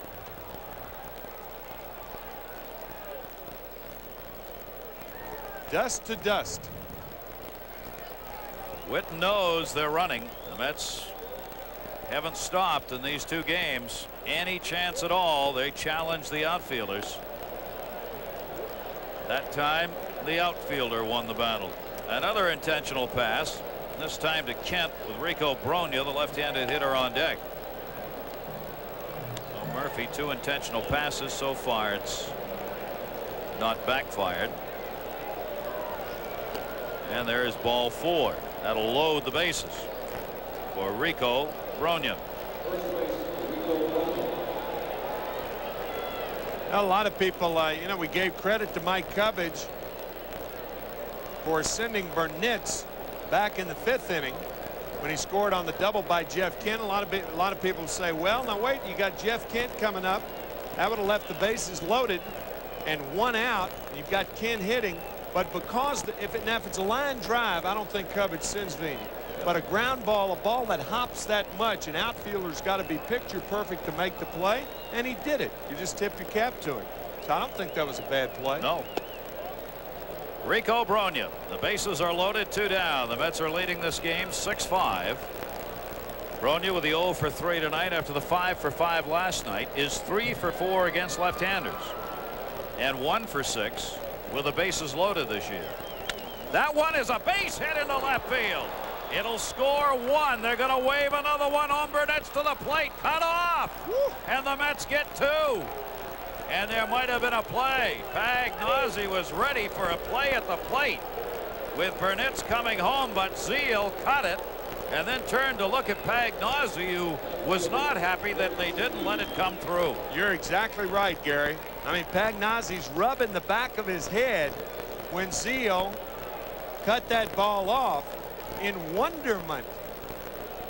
Brogna comes through. Boy, a lot of good things are happening to this club the last couple of days.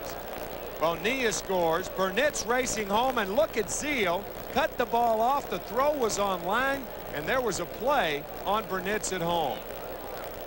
Gilkey's certainly not happy about it. Yeah.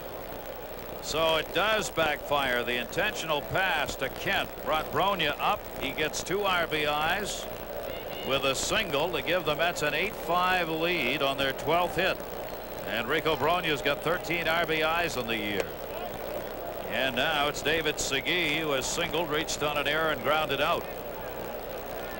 What I don't understand, Timmy, it's the catcher's call on the cut.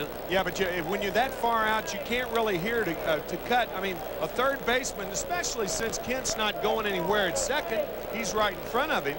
I think you let that ball go through normally. Sometimes you yell down there and you can't hear because of the crowd. Line drive, and that one's caught by Pena. Retiring Segui, but the Mets had a couple of runs on 3 hits, leave 2 on base. 7th inning stretch time, Mets up by 3. Now this word from Snapple.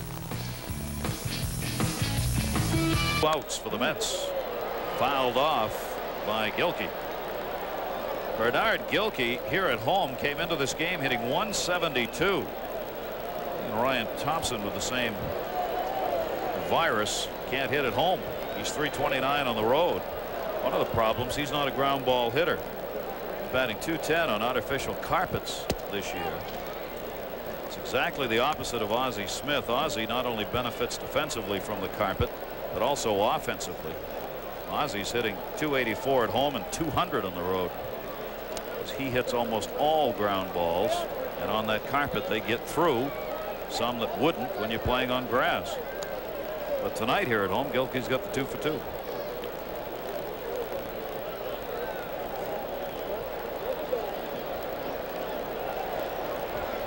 Mike Remlinger, the left-hander. It's a strike on the outside corner, 3-1 on Gilkey. Remlinger retired the side in order in the 6th. And that one misses outside.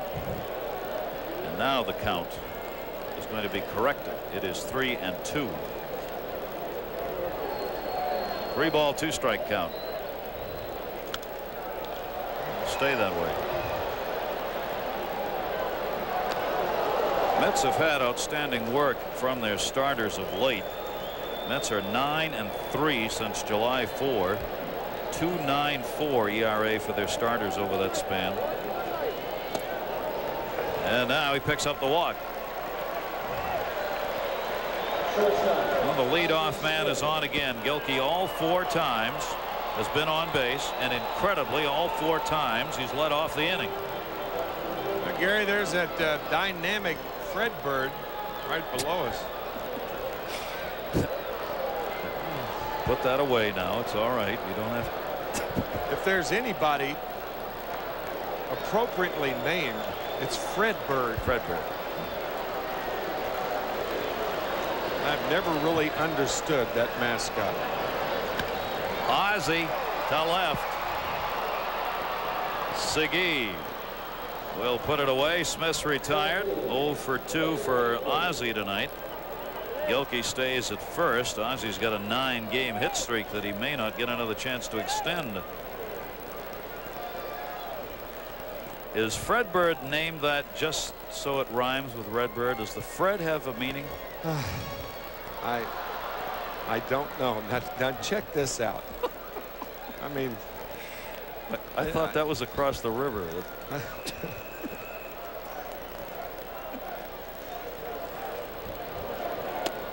Ray Langford. A double in 3 at-bats and an RBI back in the 1st inning. 5th in runs in the league and 1st in strikeouts. Langford hitting at .275. Runner at first, 1 out. 2-0 count.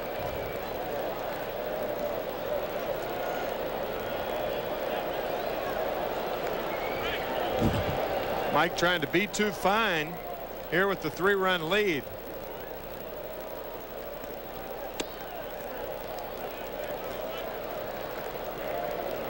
Second time Roger Mason has warmed up in the bullpen for the Mets. 3-0 the count here as Hundley goes out to talk with Mike Remlinger.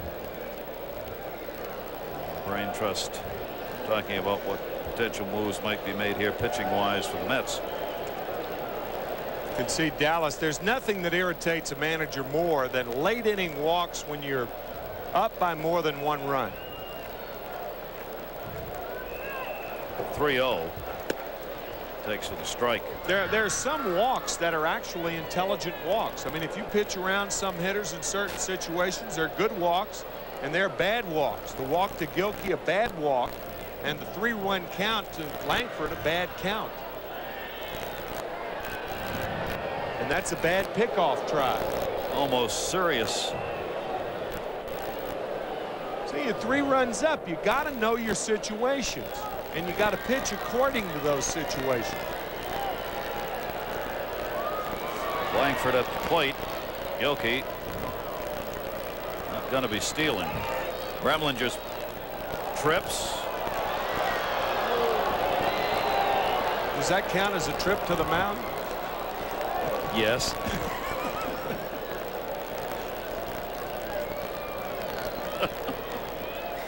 Put that down in your scorecard. That's 1 trip to the mound. Fighting it off. Remlinger getting it in. 3-2.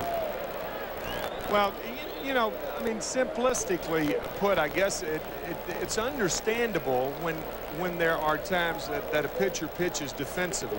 But when you have a 3-run lead, you don't want to pitch defensively. You realize that you have the hammer, and if a guy hits a solo home run, well, you give it to him. But it's almost a situation where the walks that lead to big innings, realizing that walks lead to big innings, and it would take a big inning to catch you. And a leadoff walk in this one. Langford is not hit into a double play and won't hear as he draws the second walk by Remlinger. And there are 2 on, 1 away, both via the walk. Our Nobody Beats the Wiz game summary. The Mets Castillo in his first major league start, a chance to win this game. The Mets scoring 5 runs in this game with 2 outs. The Cardinals, Todd Zeile, a big 3-run homer that got them back to within 1. Gilkey's had a couple of hits, 2 walks, and 3 runs scored, and he's on base again. Our Nobody Beats the Wiz game summary. Greg Pavlik is on his way to the mound, the Mets pitching coach.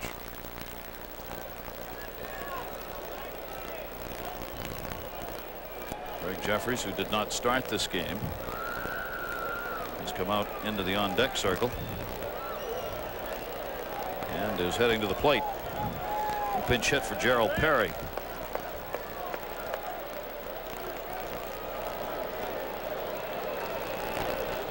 So a ball game that neither team's been able to come close to putting away remains that way. 8-5.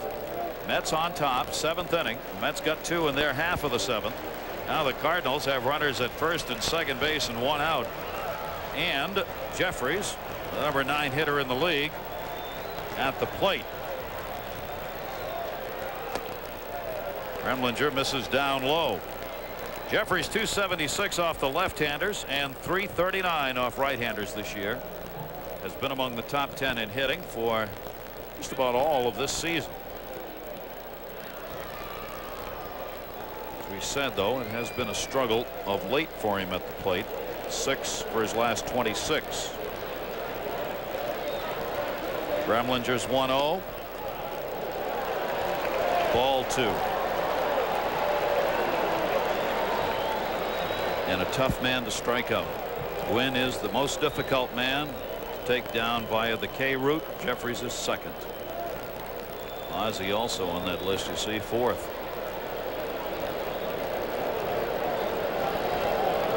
Remlinger with a 2-0. He was looking for it and yanks it way foul.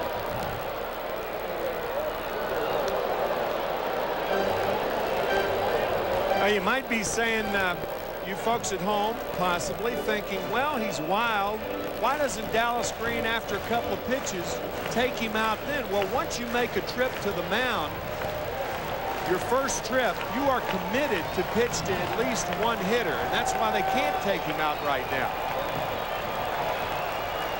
Jeffries goes to the middle, base hit. Gilkey will score. Runner holds at second in Langford, and it is an 8-6 Mets lead.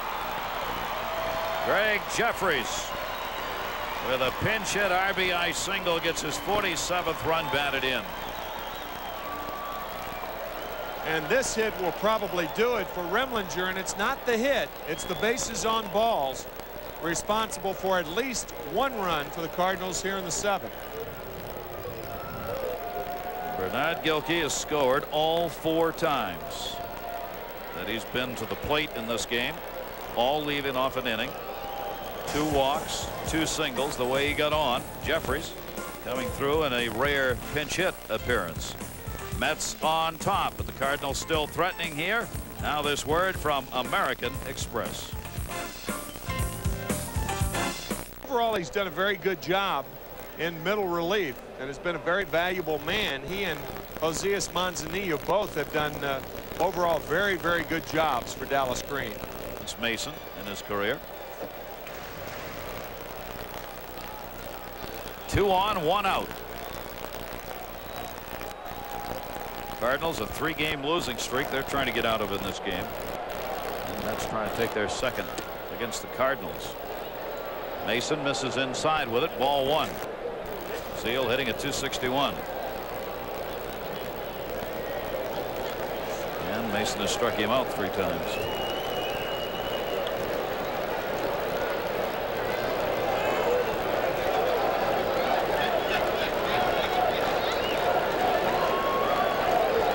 Zeal, who in the past has been a pretty good clutch hitter, is batting only .209 with runners in scoring position. That's very low for Zeal. 1-0 delivery. And a strike on the inside corner by Mason. 1-1. 25,998 on hand tonight at Busch. And it's turned out to be a very comfortable summer evening here in St. Louis. 1-1. That one to left field. It is deep. Going back is Siggy. He's got room at the warning track and puts it away. Tagging up and moving over to third is Langford with a throw coming in to second base. And Mason gets Zeal, but he made a bid for his second home run of the night. That's good base running by Langford, because what it does, it clears second base for Greg Jeffries if he opts to run, because he represents a tying run, and Mason with a big leg kick. Todd Zeal has 1 home run, and he's just missed 2 others. Langford moves over to third. Zeal, just that much. That's all I needed. Jeffries on at first base. Now there are 2 down. And here, 0 for 3 on the night is Mark Whitten. He's batting .288 on the season. Mason with a breaking ball. Didn't go after it. Jeff Kellogg, third base umpire.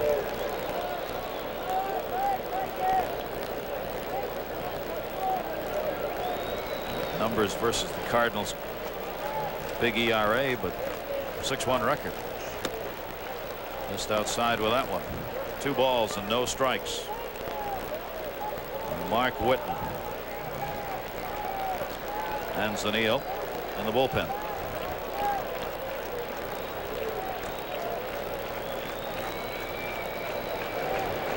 2-0 breaking ball in for a strike. Could be a big pitch right there. Usually if you throw a 2-0 breaking ball for a strike, you come back with a fastball. See what he does with a 2-1, but he missed. 3 ball, 1 strike count on Mark Whitten.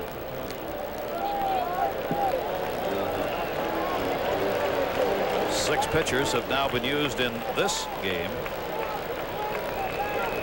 Last night, 5, 4 of those going for the Cardinals, with Saberhagen getting a complete game for the Mets. Jeffries was running second base. Kent flips it over and they get the out.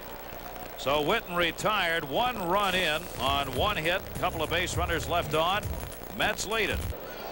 Ryan Thompson will be leading it off for the Mets. Pitcher due up. Probably see a pinch hitter. Roger Mason. Get out of that inning. Fouled back by Ryan Thompson. Thompson has singled and homered in 3 at-bats. His 16th homer of the season came in the 2nd inning. Greg Pavlik, the pitching coach, going over the situation with Mason. Mason came on, got Zeal and Whitten out of there, and it worked from behind the count to get back to get it done. Thompson takes the fastball by Rob Murphy. A couple of RBIs by Rico Brogna tonight. Bonilla, Burnett, Kent, and Thompson with a 2 RBI homer. That one down the right field line. It is deep. Will it stay fair? It is a foul ball. Well, Ryan Thompson has tried it both ways tonight, going for that foul pole down there again. Drilled a foul ball earlier down the other line. Picked up the home run in the 2nd, and this one didn't miss by much. I'll tell you, watch this ball coming down just to the right of the foul pole, which is really fair. Ryan Thompson and Todd Zeal have the power bats going tonight. 0-2 count. Rob Murphy off the fists again, popped up outside of third. Long run. Zeal can't get to it. That's how much foul territory there is. It's especially when you're playing deep as Zeal was on Thompson. Sometimes if you're going to get jammed, you ought to get really jammed so you don't lift it high enough to allow a third baseman to make a catch in foul territory. How many times do you see that? Not too often. Very seldom. I mean, he is really sawed off to the point where he didn't lift it high enough to give Zeal a chance to catch it. Smart hitting by Thompson. Greg Jeffries has stayed in the game at first base after pinch hitting for Gerald Perry, who'd been there. 0-2 count. One after one out of the strike zone, and Murphy picks up his first strikeout of the game. Thompson retired for the first out of the 8th. Arja Mason will have completed his work out of the bullpen, as he will be pinch hit for here, and Jim Lindeman, former St. Louis Cardinal himself, will come to the plate in the pinch hitting role. Lindeman 3 for 11 as a pinch hitter.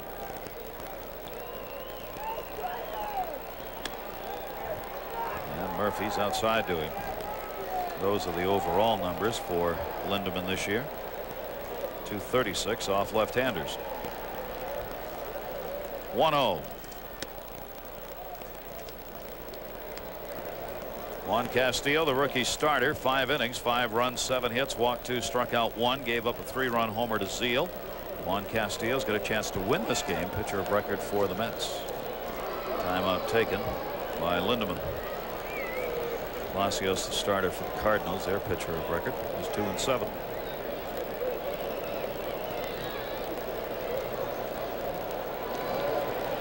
.20 pitch fastball, and he gets some extra zip on that one. 2 balls and 1 strike.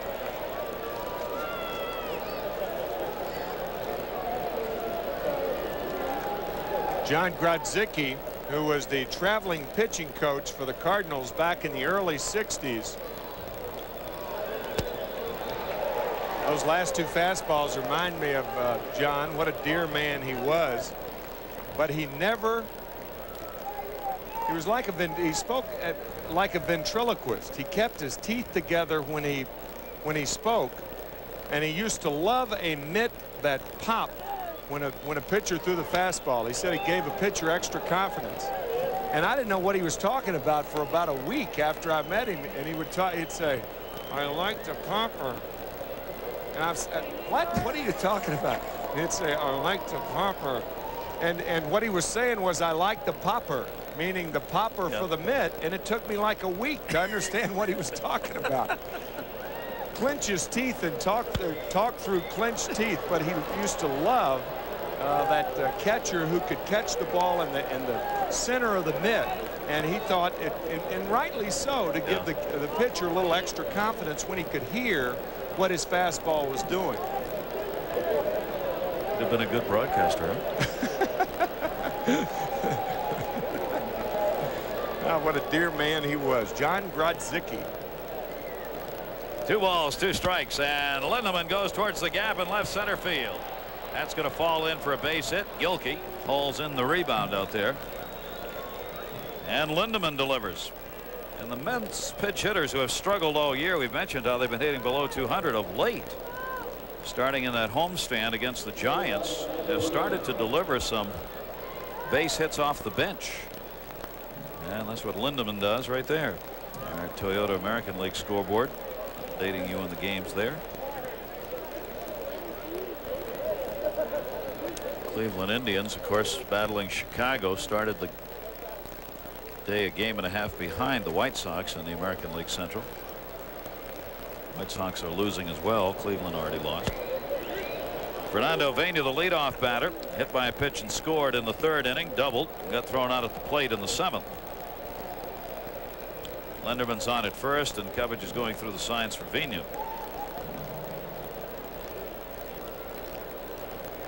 Rob Murphy, 3rd Cardinal pitcher. He's with a fastball outside. 1 ball, 1 strike. John Grodzicki, the traveling minor league pitching coach for the Cardinals in the early 60s, a guy who had so much common sense and would pass along a lot of common sense things to his pitchers. One was, never pick up luggage with your throwing arm. It's your most valuable asset. That's I mean, it's something that you don't think about, but I mean, here it's a very, very important thing. And when you're doing luggage as much as players do, and it's as heavy as luggage can be, you can really do some damage. Right. Vigna takes a strike, 2-2. How many? Of course, today they don't pick up their own luggage. They don't even pack for themselves. Only kidding, of course. You still do, but you get the drift. 2-2 count on Vigna, 1 down. Mets are up 8-6. Lindemann's at first. Vigna towards the holes, got himself a base hit. That's right where he wanted to put that ball. Lindemann stops at second base. Vigna's on with his second hit of the game. And the Mets 2 on, 1 out in the 8th inning. Just gotta love how gritty and determined Fernando Vigna is. Small man with a big heart right here, folks. Working on improving his game. We talked about it over the weekend. He's trying to pull the ball once in a while now, not bunt all the time, go for the hole, pop a few more line drives, make himself a more difficult man to get out.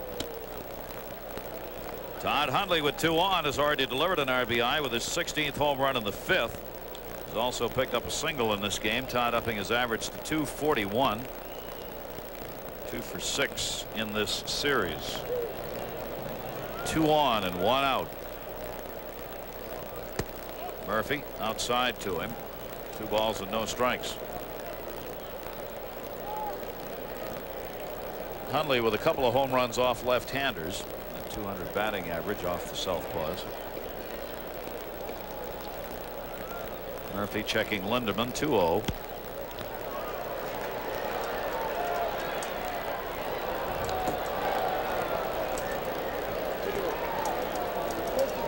Cardinals and Mets both have won 46 games on the season, and that is a real disappointment for the St. Louis Cardinals, who thought they had more than that.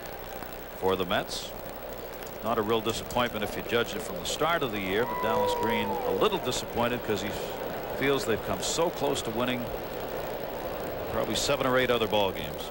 Could easily have been theirs as they try and get back to the 500 mark. 46 and 52 for the Mets right now. 3 ball, 1 strike count on Todd Hundley.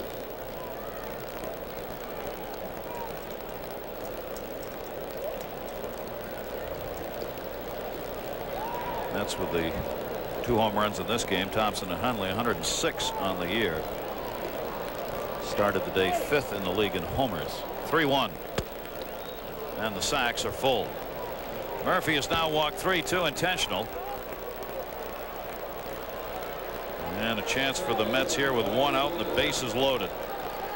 Rodriguez, who worked in last night's game in the bullpen.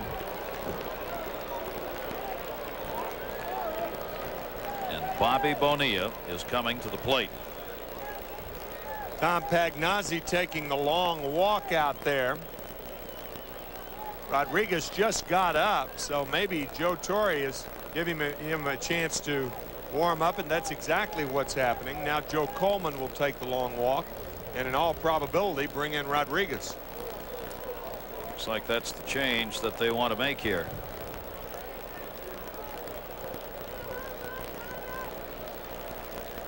And there it is. So Rodriguez will be the 4th pitcher for the St. Louis Cardinals in this game. This is a typical ball game for the Cardinals in every way. They're giving up runs, they're behind, and they've gone to the bullpen for the 3rd time in this game. As Rodriguez comes on, we'll take a break. Be back after this word from Dorney Park. First after being released by the Florida Marlins. 60 appearances in each of the last 3 seasons for the durable Rodriguez. Bonilla fouls off the first pitch from the left-hander. An 8-6 lead, and the bases loaded. The career numbers for Bobby Bonilla with 3 Grand Slam home runs. 1 for 6 this season with the bases loaded. Bobby hitting .256 off left-handers, .296 off right-handers. Lindemann's the lead runner. Started this out with a 1-out single. Pena a single and the walk to Hundley. 1 away. 0-1 by Rodriguez. 0-2.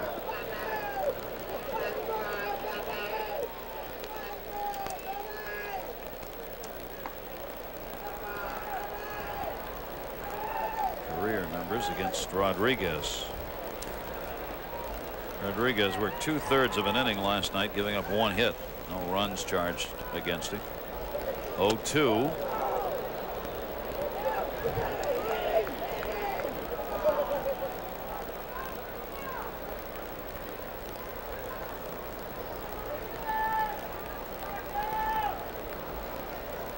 It's now put up 14 hits in this game, out hitting the Cardinals 14-8.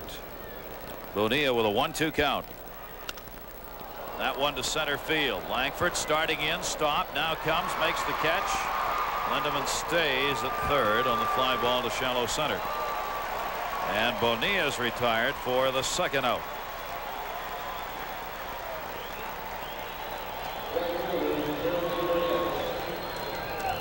Still full.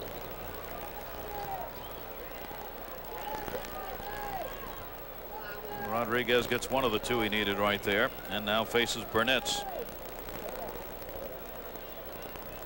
Burnitz with 2 singles, a walk, 2 runs scored, and an RBI. 6-game hit streak now for Jeremy Burnitz. Burnitz 4 for 7 in the series.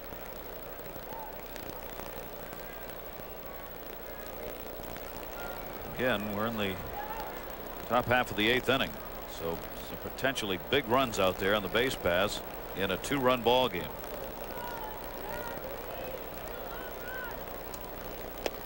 Strike on the corner to Burnitz.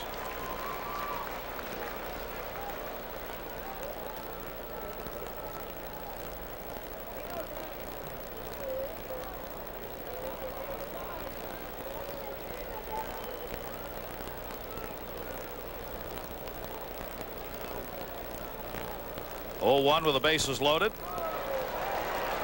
It was a swing, not one Jeremy would want to have again. 0-2.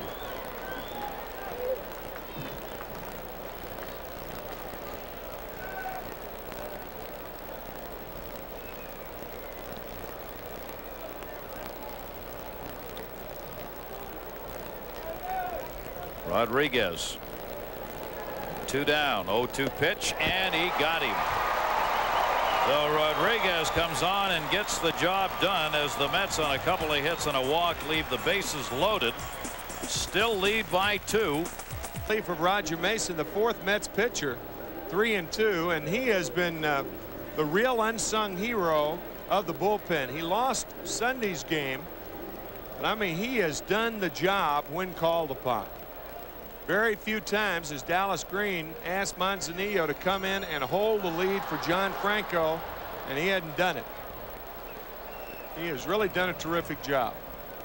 Manzi, who is a live wire on this team, keeps you alive and smiling, goes to work here in the bottom half of the 8th inning, and fouled off by Pena.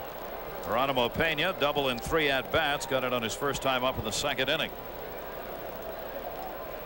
8-6 lead. Pena will be followed by Pagnozzi, then the pitcher due up. Bobby Bonilla's in at third base, a couple of steps against Pena, the leadoff batter. See Bobby's in front of the bag a little bit. Fouled straight down at the plate. 0-2 count.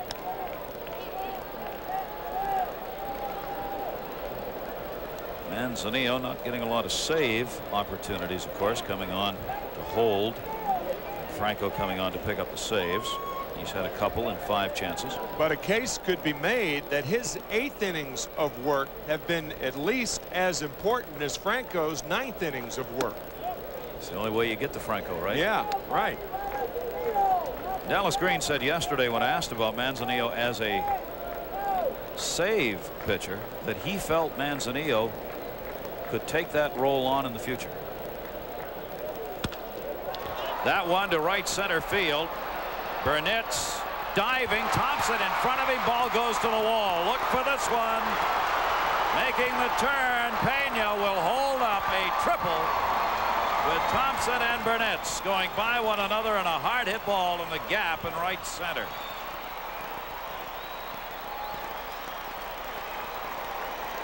Well, Burnett was playing Pena straight away in right field, and Thompson was shading Pena to left center. So the gap was too big in right center. A ball with that much hang time in this ballpark has got to be caught. You've got to position your outfielders to the point where they get to the routine balls. But Thompson diving for it, Burnett's diving for it. That ball with a lot of hang time. And it's a triple for Pena. Now we're getting a trip to the mound by the umpire, which would indicate a physical problem, as Dallas Green went to get home plate umpire John McSherry before he went to the mound to talk to Manzanillo. And Manzanillo appears to be hurt and is leaving the ball game.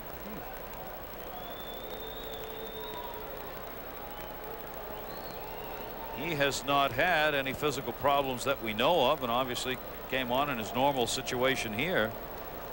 But something happened on that last at bat with Pena's triple, and Manzanillo is out of the ball game.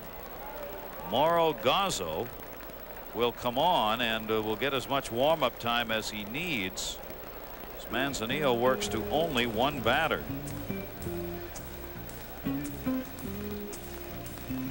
Not a good sign for the New York Mets. Not at all. Find out, hopefully, what the problem is.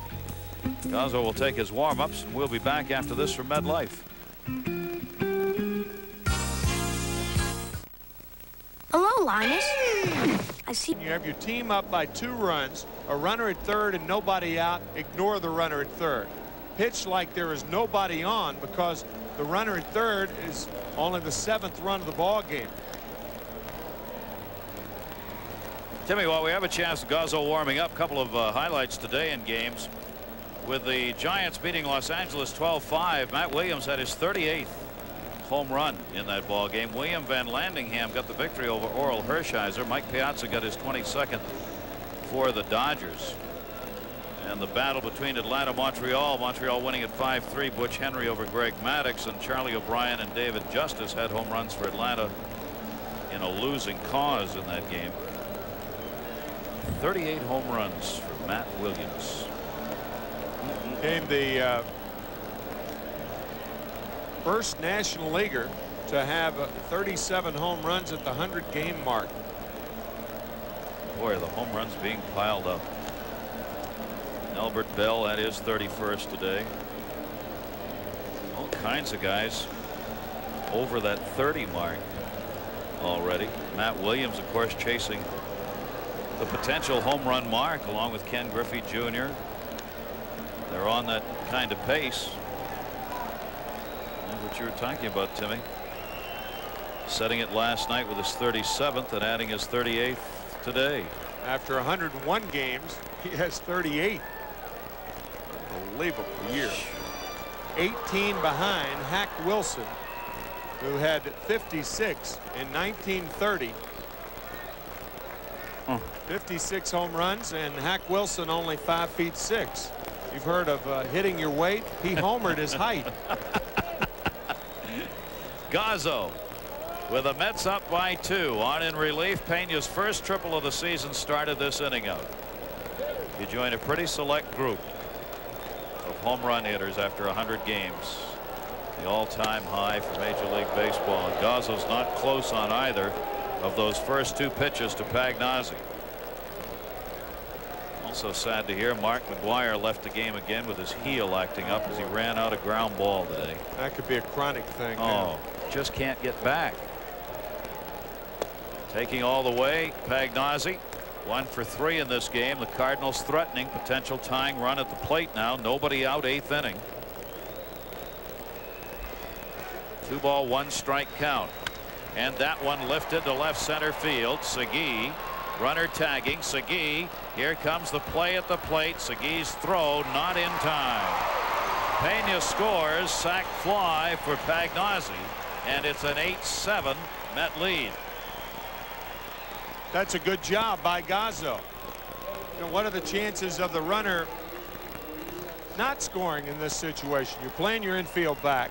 You have the 2-run cushion. He's probably going to score. Segui does all he can, but it's an 8-7 ball game. But more importantly, the Mets got an out. Luis Alicea will be pinch hitting for Rodriguez, the pitcher. Pinch hitter, 5 for 27, including 1 pinch hit home run for Alicea. Switch hitter. Manzanillo charged with that run as he works no part of an inning, facing 1 batter left because of a physical problem. A hit, a run, and it's an 8-7 game. Alicea, 222 right-handed and 246 left. Fouls off Gazzo's pitch. 1 down, bases empty. By the way, more on Hack Wilson. 5'6", 200 pounds, a center fielder. Wore a size 5.5 shoe. 5.5. 5.5. He's got to be the guy who hit the most home runs with the smallest feet in the history of the game. 5.5. You're ruining all our potential quiz questions. You had to go to the children's department to find anything that would fit. Probably. 5.5. Luis Alicea, deep to right field, way back at the Wahlberg nets. Goodbye, home run, tie game.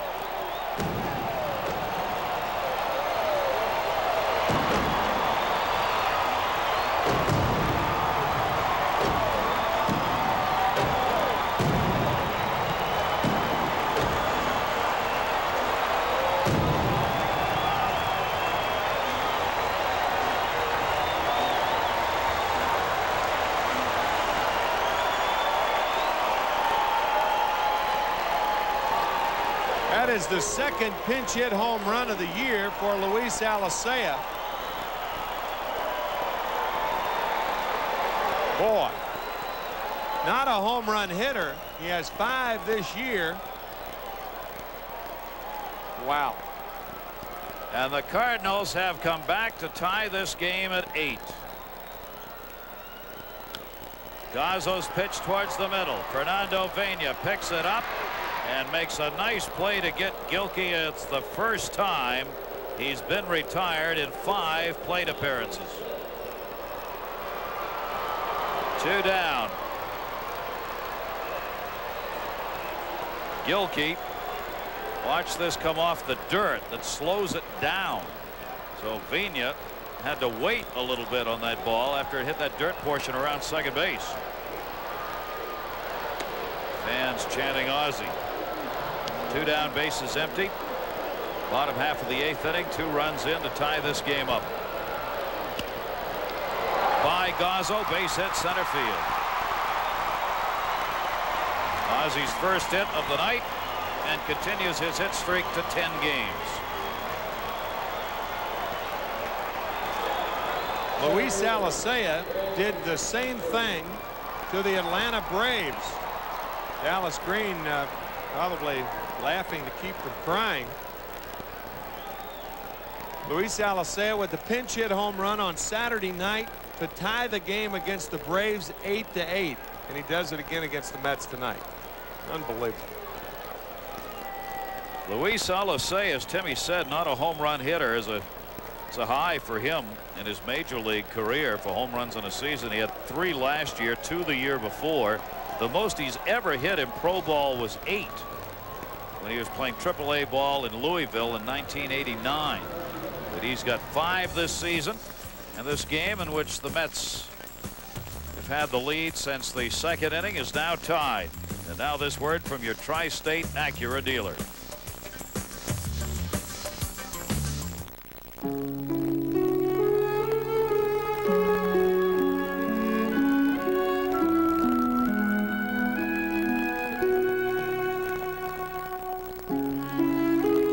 This is the elegantly appointed front-wheel drive Acura Legend. And to connoisseurs of classic automotive art, this is the dinner bell that says, let the feast begin. The Acura Legend Luxury Lease, available for a limited time at your Acura dealer.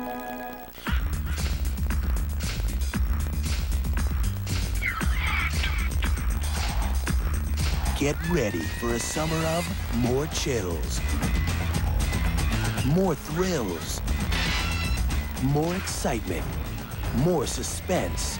Get ready for summer sports from the New York Lottery. 6 new games, 6 ways to win up to $5,000 instantly. Summer sports, they're the hottest tickets in town.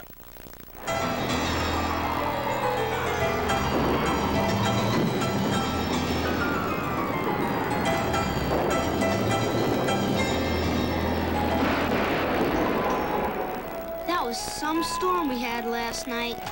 At times like this, it's reassuring to know that MetLife has the resources to pay every single customer claim, no matter how many come in at one time.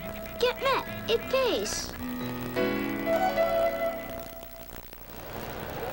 Eric Gunderson, the pitcher, he will be in there to face Ray Langford, and the Mets are running out of pitchers. This is their 6th pitcher of the night. Jason Hakami going tomorrow. So that's 7. So the Mets with only 3 pitchers available after Gunderson. And you have a tie game here in the 8th inning.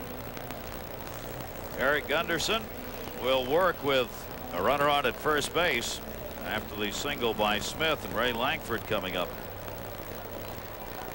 Gunderson appeared against the Giants on the 24th, working an inning, walking 1 and striking out 1. Left-hander against left-hander. Langford, RBI in the first inning on a double. Drew a walk in the 7th. 1 for 3 in the ball game. Runner at first and 2 down here in the 8th.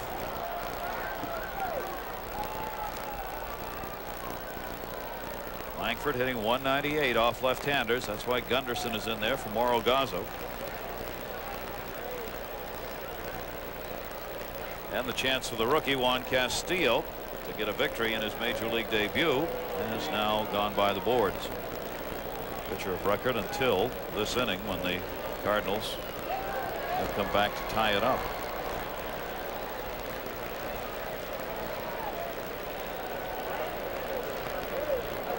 Mets had a 4-1 lead at one point in this ball game.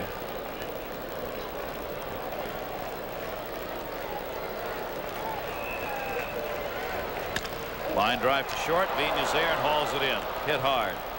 Langford retired on the line drive out, but damage done. 2 runs in, including the pinch hit homer by that man, Luis Alicea. We go to the 9th with the game tied at 8. Now this word from Sharp Electronics.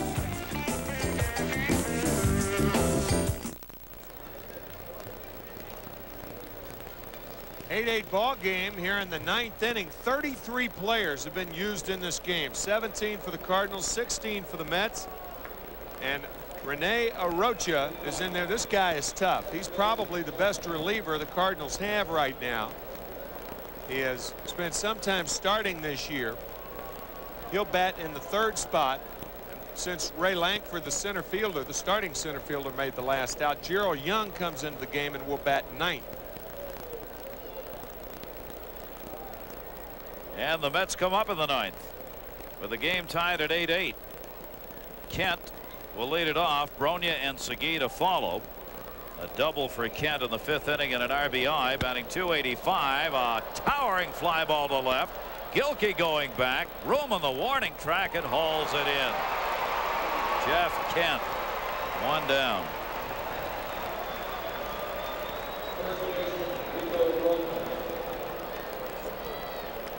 One more bite of Roquefort dressing this afternoon, and that would have been out of here. Gone by breath alone. 1 away. Rico Bronya, 2 RBI single, came in the 7th inning. His hit 1 for 4, but a big one, as it was with the bases loaded after Kent had been given the intentional pass to get to Rico Bronya. 6 for 9 series for him now. Rocha, the fastball outside. 2 balls, no strikes. Rocha and Pagnazzi staying away to Bronya. If they make a mistake, they want it to be away, with the theory that it's only a single that way. Again away. Fouled off the other way. 2-1. Stranded base runners, bases loaded in the 8th, and 2 left on, 1 in scoring position in the 7th. Mets have stranded a total of 8. 7 for the Cardinals. Hit hard to first, right at Jeffries.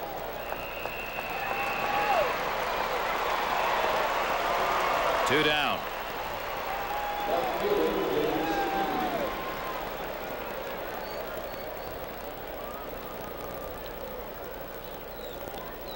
David Segui picked up a single and scored in the 2nd inning.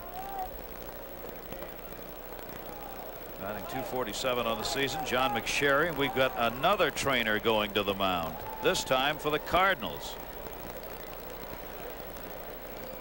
Josias Manzanillo in the last inning. Jay Harwitz just telling us that he had a slight strain in his right shoulder. And now Gene Gieselman, the trainer for the Cardinals, along with Joe Coleman, the pitching coach, out to check Rene Arocha. And he calls Pena over to interpret. Second baseman Geronimo Pena called in by Gieselman to do the interpreting work here. 29-year-old right-hander, or at least claims to be 29. From Cuba. From Cuba. He ran over to cover first base and then was grimacing a bit as he headed back to the mound, and you see him say, "I'm fine. I was interpreting for you." I do Cuban lip reading. He does it better than I do.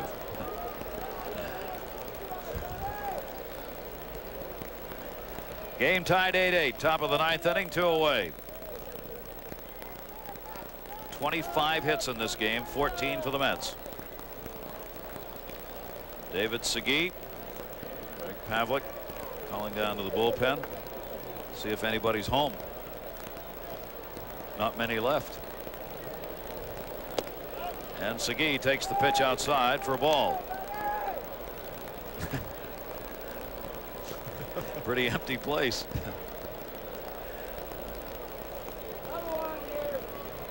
1-0 count on Segui. Roach's pitch to him, broke the bat, fouled it off. 1-1 the count. Segui will get some new lumber. Lovely lyrics to that song. A house is not a home when there's no one there. Well, a bullpen is not a bullpen when there are no pitchers there.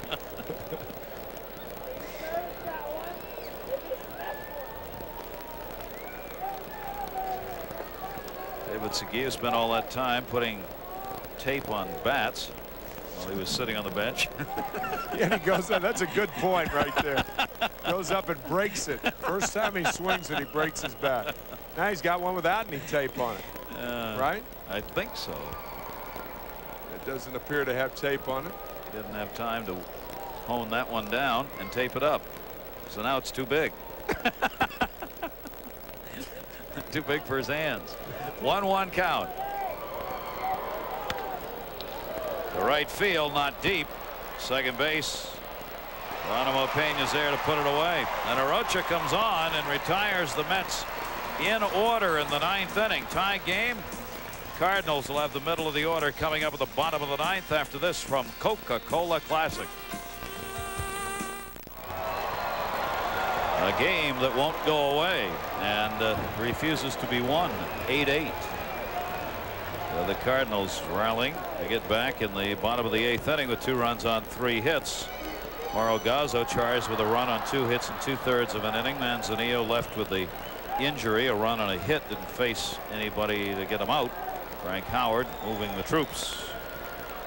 And Greg Jeffries stands in. Gunderson on in relief for the Mets. Came on to get the final out in the 8th. Jeffries one at bat. Delivered the single in the 7th inning. Pinch hitting for Perry. Now batting at .323.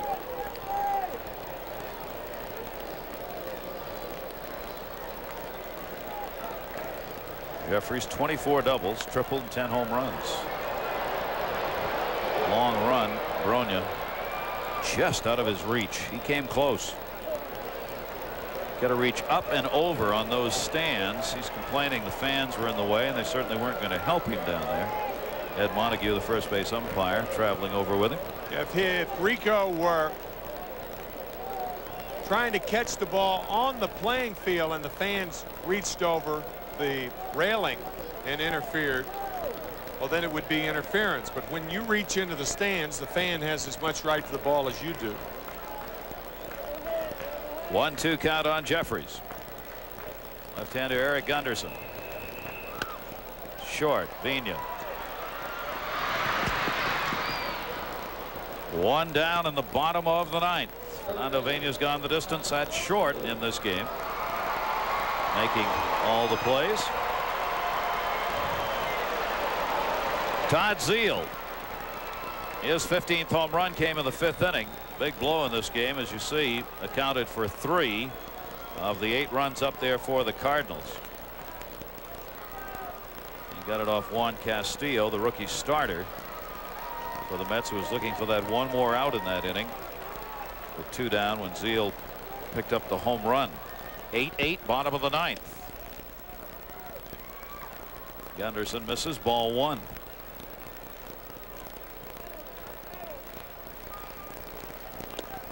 Cardinals on a homestand of 12 games. This is the 8th. They've won 3 and lost 4. Had that highly unusual 6 games in 4 days, 2 doubleheaders against Atlanta. 2-0 is bounced, 3 balls and no strikes.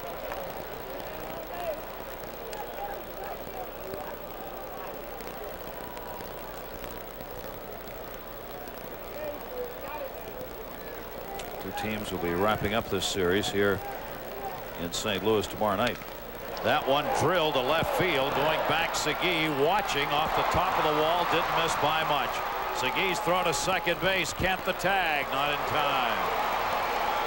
Double for Zeile.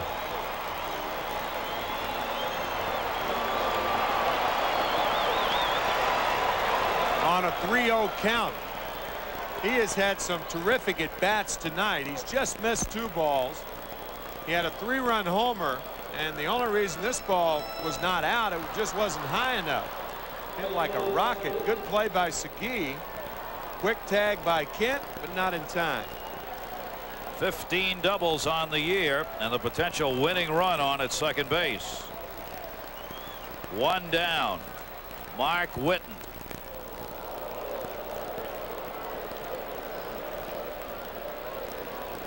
Whitten, a .286 hitter off left-handers. He has been Mr. Consistent this season, hitting lefties, righties, home road. 0-1 to him.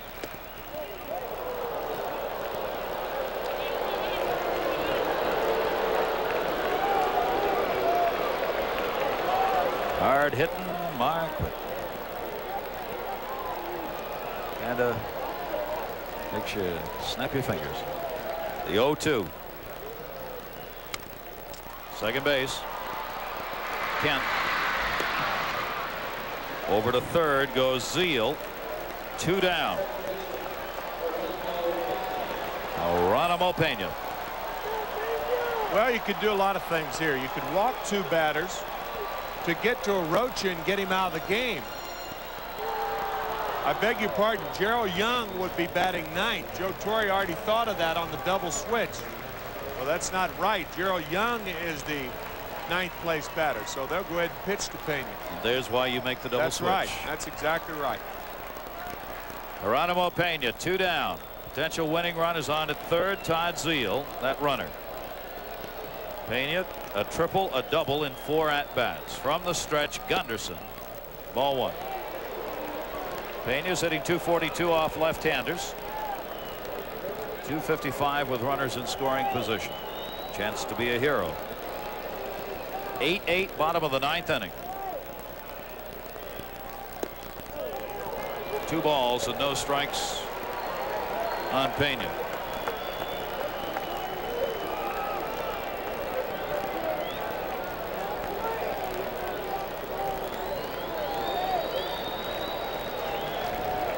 .2-0 delivery, missed down low. 3-0.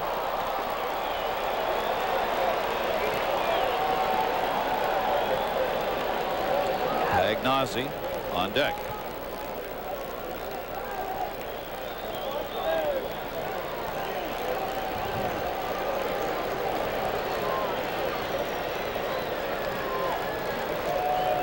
3-0 count, 2 down. 3-1.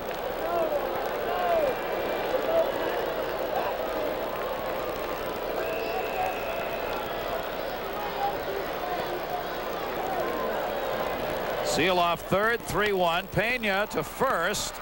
A skipping ball played to the bag by Bronya, and we go to extra innings. So Gunderson works his way out of it. No runs, a double, and a runner left on at third. We've completed 9, and there's more to come after this from Bud Light.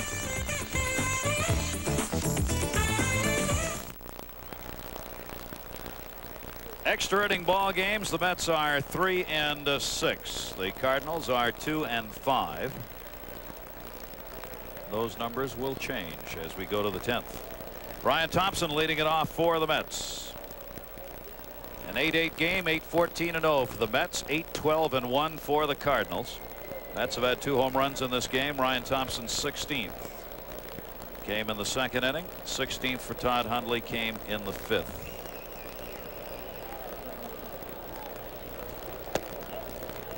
Cardinals responded with a 3-run homer by Zeal and the big home run by Luis Alicea to tie it up. A pinch hit home run in the bottom of the 8th inning.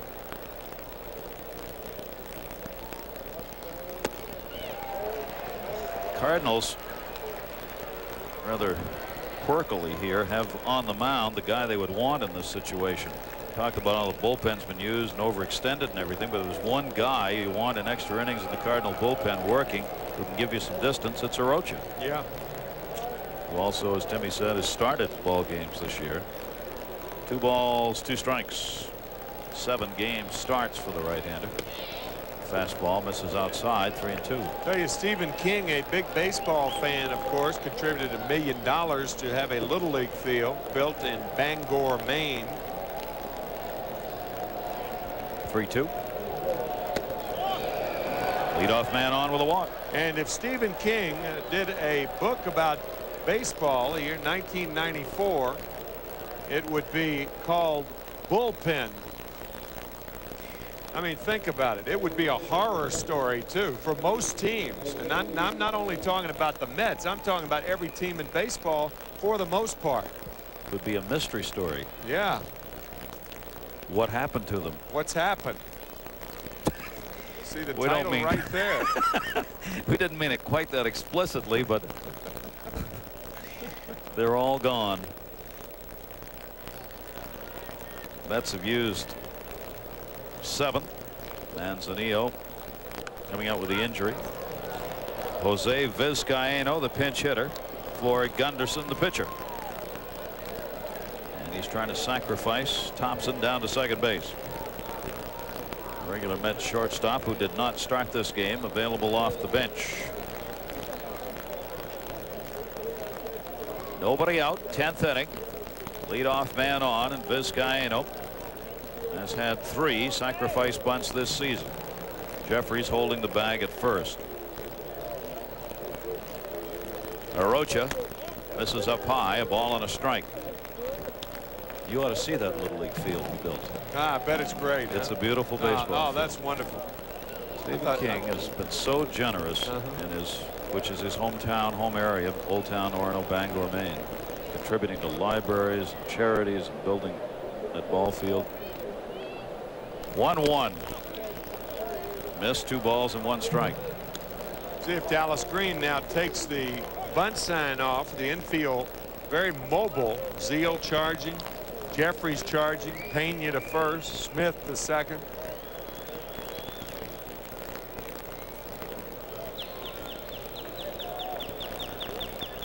Two 2-1 count. They charge. Arocha will have to go to first. Covering there was Pena, the second baseman, and the sacrifice is successful as Thompson moves down to second base. 1-4 on the sacrifice for Vizcaino.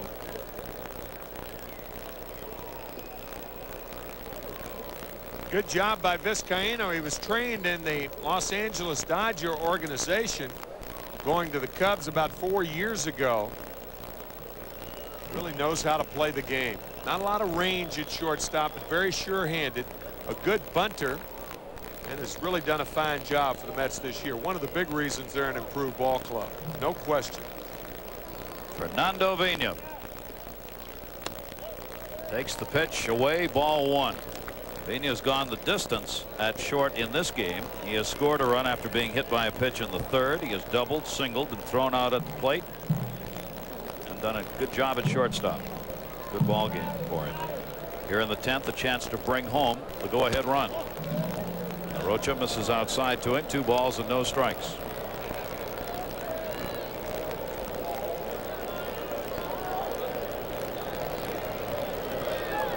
Thompson at second base, fixing a shoe. That's why Vina's staying out of the batter's box here. Home plate umpire was telling him that, John McSherry, as he started to step back in. Vina 280 with runners in scoring position this year for the Mets. 2-0 delivery to him. Breaking ball misses up high. 3-0.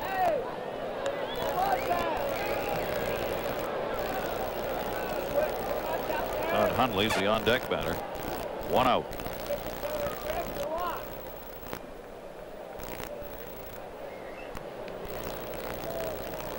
Rocha 3-0. Does he pitch around him? Nah, I don't think so. Not with Hundley coming up. I just think he was missing. And of course, he did throw the 2-0 slider, but Rocha, the type of pitcher who gets his breaking ball over about as well as his fastball. 2 on, 1 out, 10th inning. Game tied at 8, and Todd Hundley. Hundley drew a walk his last time up. Home run, single. He has hits in 4 at-bats. The solo shot came in the 5th inning. 241 on the year for him. 2 on, 1 out, and they'll look for the double play. These teams in the National League don't hit into a lot of double plays in comparison to the other clubs. Neither of them do. The Cardinals have hit into 61 and the Mets 60.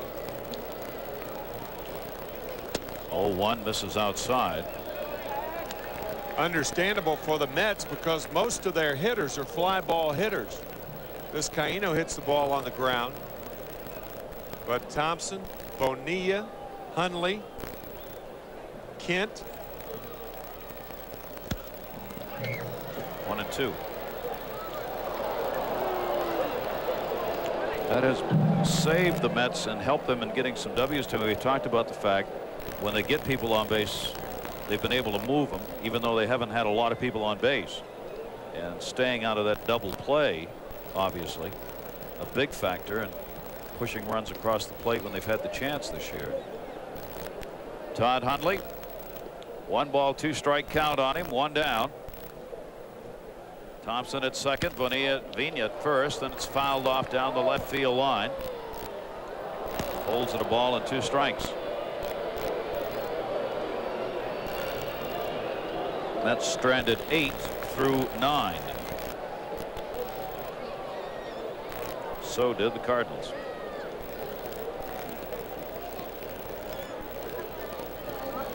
Count remains at a ball and 2 strikes.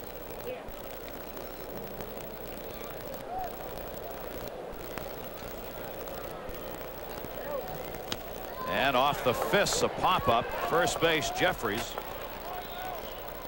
Fists, a pop-up. First base, Jeffries.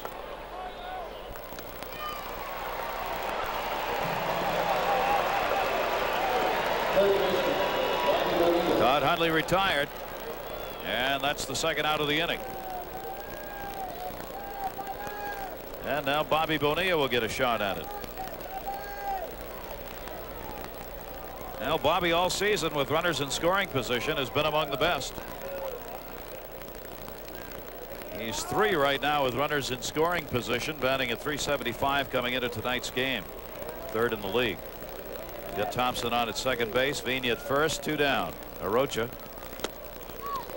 missed outside to him, ball 1.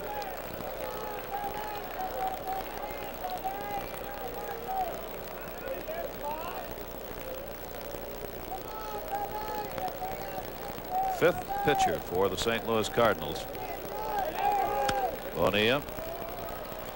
No play on this, into the seats. A ball and a strike. Bobby looks like he's swinging from the left side, an escalator. That's that escalator swing, almost straight up. It's amazing he's been able to maintain his average as well as he had. Look at that swing.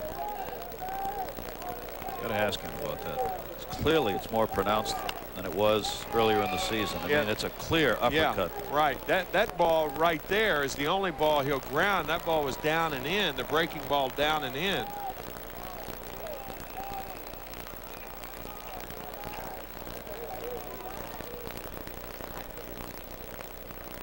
Pitch like this is a very difficult pitch to lift. Rocha goes ahead on the count here. Ball and 2 strikes. We're in the 10th of an 8-8 game. And he steps off. Thompson going back to second base.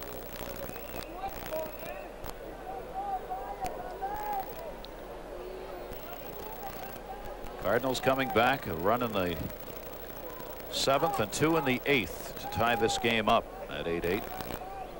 1-2 delivery. Wouldn't chase it. 2-2.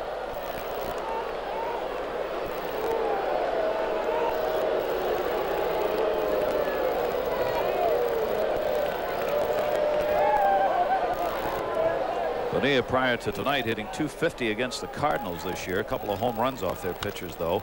Lifts that one to center field. Young moves over and hauls it in. So the Mets got a leadoff walk and another with 1 down, but could not do anything with it. 2 are left on. We go to the bottom of the 10th inning, and we'll return after this from Budweiser.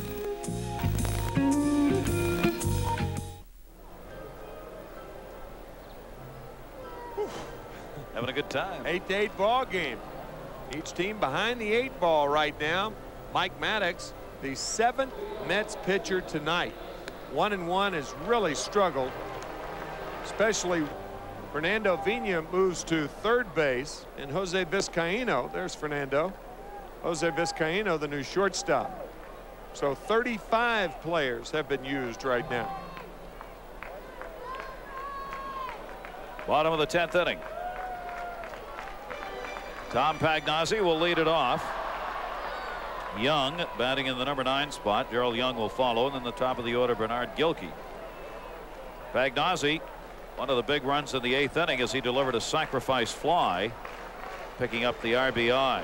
Maddox working out of the stretch. Fastball on the outside corner.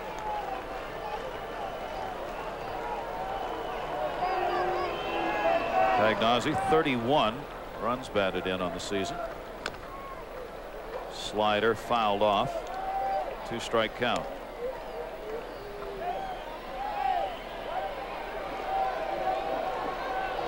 Pagnozzi 1 for 4 lifetime against Mike Maddox.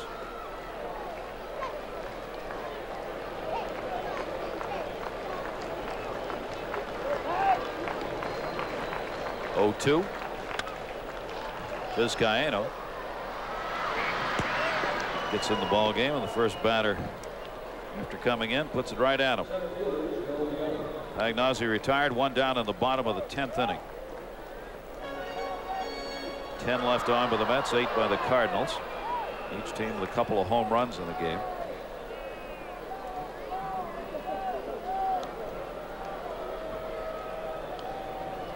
Come on, I've been here all the whole night. No one's hit one to me. I'm thick of it. I'm tired. Check swing ground ball to Vizcaino. Gerald Young, a speedster on the base pass, is retired. And they're 2 down.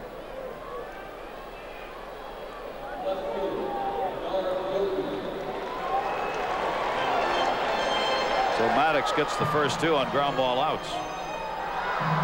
Now the top of the order, Gilkey. That's finally got Gilkey in his last at bat when he grounded to short. 4 runs scored by Bernard Gilkey. 2 singles, 2 walks.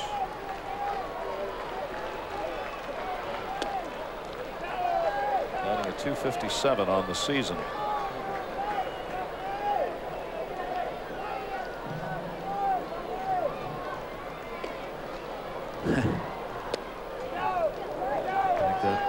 Young one was gone. History. Mom's not leaving. How could she? That's right. Too heavy.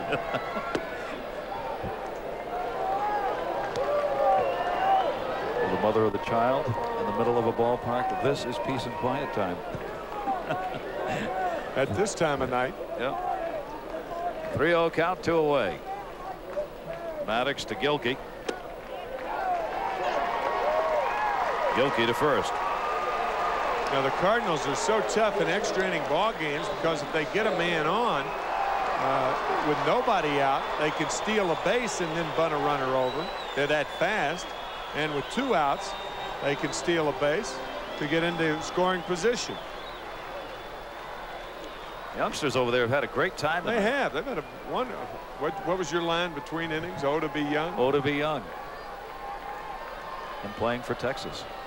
No relation to the McDowell playing for Cleveland now. I think. That's right. Is Cleveland. it Texas or back Cleveland? No, back to Cleveland. Yeah. That's where he started, wasn't it? Yeah, I think so. O.W. McDowell, high draft pick, Cleveland, then went to Texas, and then left baseball. Now he's back. Ozzie hitting .243, 2 down. Runner at first base is Gilkey. Not going. Smith takes the pitch in the outside corner for a strike. Bernard Gilkey, the base runner, has stolen 12 out of 19. Ozzie, a 10-game hit streak extended with a single in the 8th. Walked and scored a run in the 5th.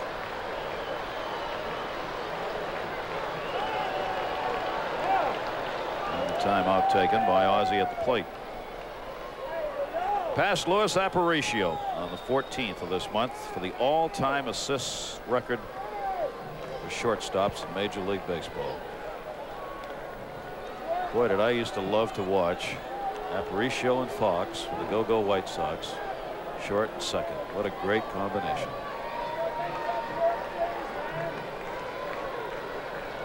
Oh, 1 count. Fouled off. Gilkey again not going at first with 2 down here. Nellie Fox missed by 2 votes getting into the Hall of Fame. Some people think he belongs. When Luis Aparicio was 19 years old in 1954, he played for the Memphis Chicks, and I sold peanuts and popcorn in the ballpark and watched him that year, and you just knew he was a head and shoulder. Even though he was diminutive in size, he was head and shoulders in heart and ability. He was so far above everybody else. Was he smooth? Oof, goodness. Talk about fluidity. Great arm. Oh yeah. Plant the foot, go to his right. And just flowed out there. Yeah, yeah, graceful.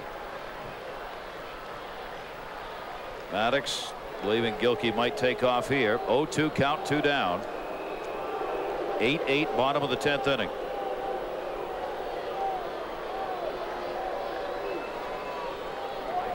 Ozzie Smith at the plate. Mike Maddox. Gilkey goes. Fouled off.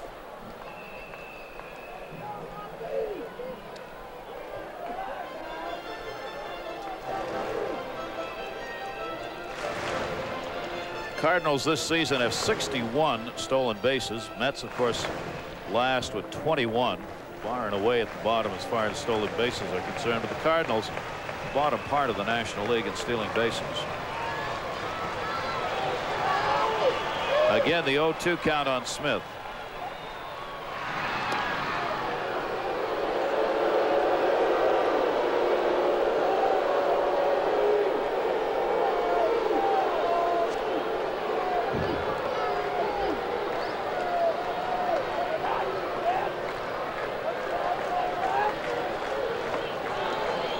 Gilkey not running on the pitch out. 1-2.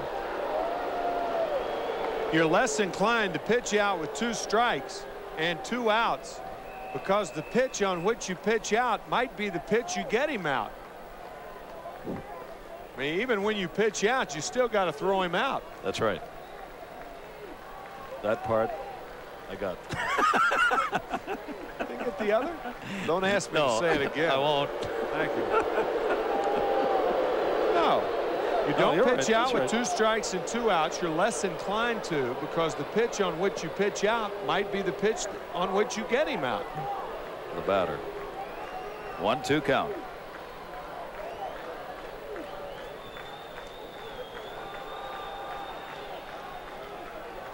Gilkey leaning, not going. Breaking ball. Missed outside. 2 balls, 2 strikes on Smith.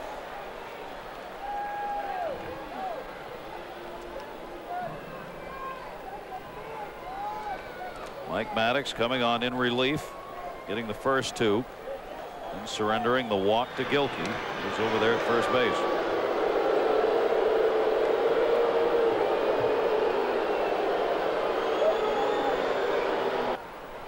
Runner goes 2-2. Right center field, starting back. Burnitz now moves in and puts it away. Ozzie retired. We've completed 10 here in St. Louis. A base runner left on the ninth for the Cardinals.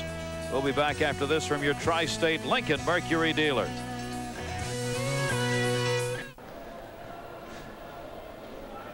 Short. He won't be.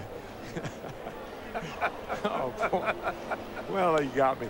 Jeremy Burnitz, that ball that he went after the last, I mean, he broke back about 4 feet, and Gary and I have not gotten over that yet. It was a routine fly ball to right field, hit by Ozzie Smith, and you can't see it on the replay totally, but I mean, he broke back like he was going through the wall.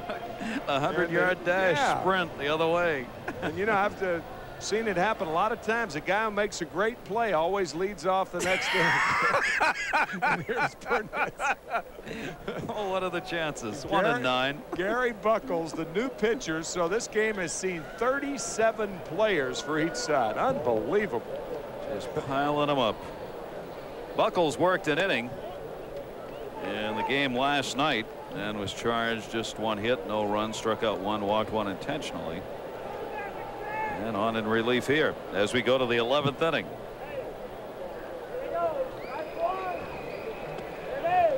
Jeremy Burnitz fooled on that one. 1 ball, 1 strike.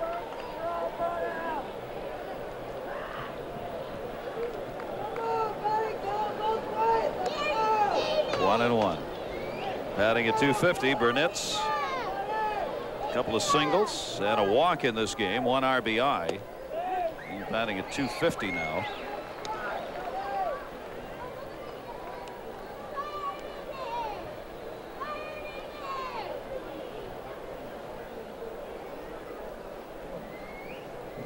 Buckles came up from AAA ball, swung on and missed.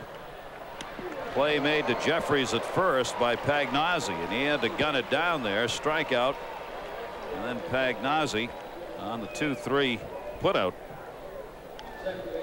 That's a tough one. First baseman Jeffries had to go to the inside of the bag to take that throw. Looked like a splitter from Buckles, and it gets away from Pagnozzi. Tom has to barehand it, and that's what Gary was talking about. Jeffries had to reach across the runner, and a lot of times a ball like that, even though it appears to be routine, is not. Gary Buckles, an interesting story. He was a walk-on, signed as a walk-on at the Cards minor league camp in 1993. And a big article in the Post-Dispatch today, the St. Louis paper, saying how happy he is to be here. And, you know, a genuine dream come true. You hear a lot of players say that, and they don't mean it. But this guy did. He was out of baseball. Yep. No idea he would make it here undrafted. 0-1 pitch. That one hit hard by Kent. Center field going back. Young stumbled. It'll be a ground rule double. Would have been a triple, I think. Oh, I agree with you. Cardinals got a break by that ball bouncing out of the ballpark. Had it hit the wall, I think Kent easily has a double. But instead, that fan has a souvenir. Never underestimate the value of a ball. Ever. Jeff Kent, the 15th hit for the Mets. And for Kent, who extended his hit streak to 7 games earlier, it's his 2nd double of the ball game. He now has 19 two-baggers on the year. And the RBI chance again for Rico Brogna, who's already got 2 in this game, and a bases loaded single that came in the 7th inning. Batting .366 outside ball 1 from Buckles. We're in the 11th inning here in St. Louis. Game tied 8-8. Cardinals got 3 runs in the 7th and 8th innings, 1 in the 7th, 2 in the 8th to tie the game up. 1-0 delivery by Buckles is fouled off the foot of Rico Brogna.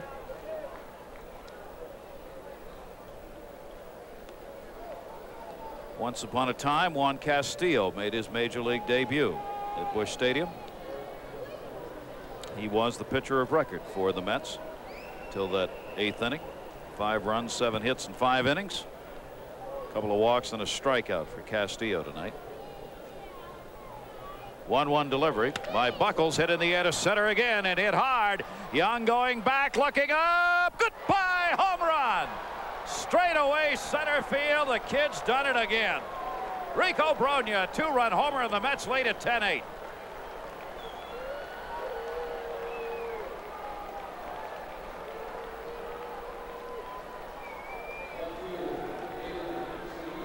What a series. And what a story Rico Brogna continues to be. Drafted from the Tiger organization, and usually a guy, you pick him up on waivers and you keep looking for something, saying, wait a minute, now this guy, why didn't Detroit like him?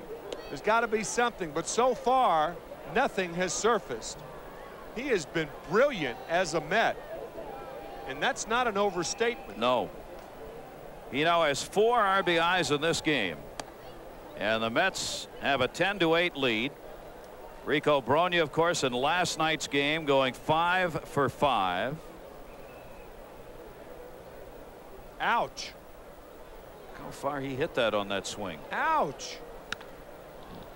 Down the left field line, Gilkey moving over, no play, foul ball off David Segui's bat.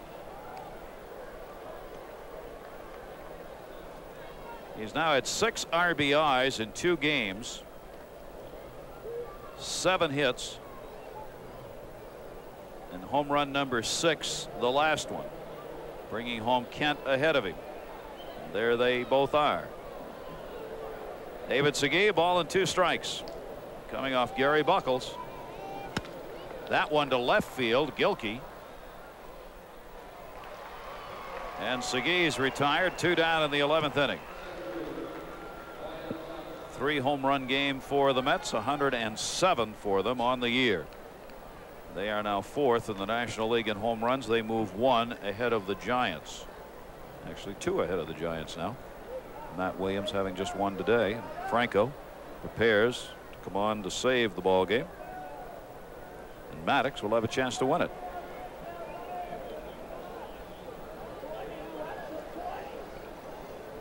Ryan Thompson. Home run and a single.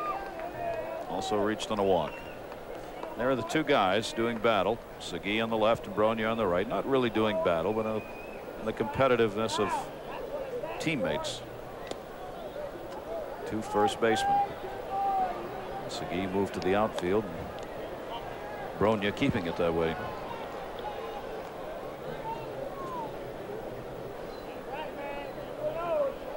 One ball, 1 strike on Ryan Thompson. 2-1 as he stayed off that inside pitch. Cardinals have lost 3 in a row. That's trying to improve their road record. They're 26-25 on the road now.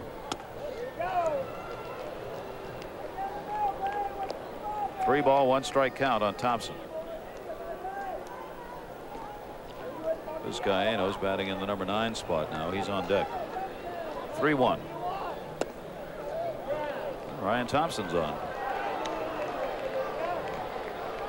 He's had a walk in his last 2 at-bats. Those are the kind of pitchers that they try to get Thompson to lay off that slider, breaking ball away that he chases sometimes. Stayed off that pitch by Buckles to get on first base with 2 down.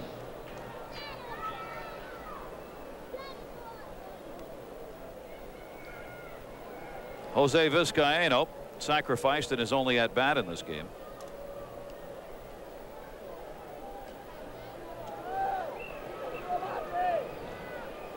Vizcaino 263 in the season. Thompson goes. Throw down by Pagnozzi into center field. Thompson head first dive. Can't get up in time to move on here as Young will move it back in. And a stolen base for Ryan Thompson. Well, Ryan's just going to learn the hard way that you do not dive into second base.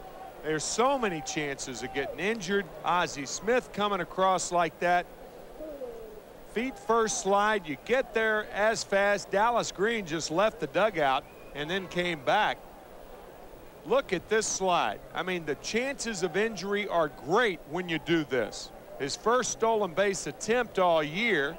You can jam a shoulder, jam a finger, get stepped on. I mean, it just doesn't make any sense. And he's talking to Sam McCrary right there. Ryan missed 4 games earlier in the year, jamming a finger, trying to slide into the catcher. And that's almost as bad at second base. Literally almost tore his jersey off. Yeah, yeah. And you saw his head bounce off the ground. Runner at second, 2 down. 0-2 the count on Vizcaino. Mets up by 2. Fights off the Buckles pitch, fouls it back. It's almost, I mean, if you could slip it by the Players Association, you'd fine him for his own protection. Yeah. You'd cost him money, make him pay money to make money. But the Players Association, he'd probably grieve the fine, and the Players Association would never understand it.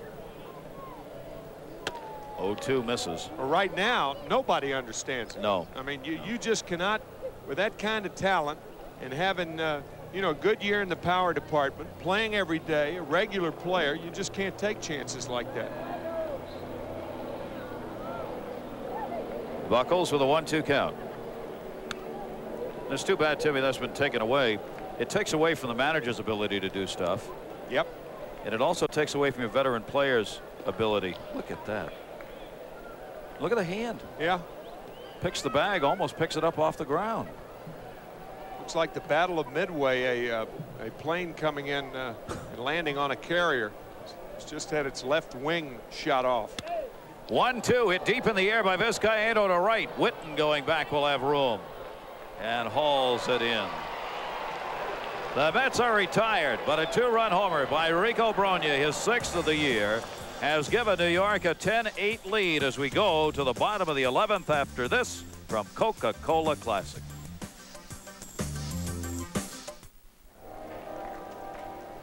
John Franco in to try to shut it down for the Mets. It is not going to be easy, this topsy-turvy game.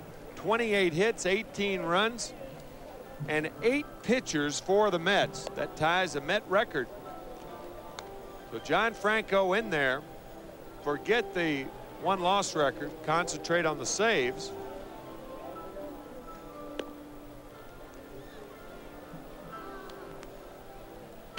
Mets Baseball 94 has been brought to you by Bud Light. If you want great taste that won't fill you up and never let you down, make it a Bud Light.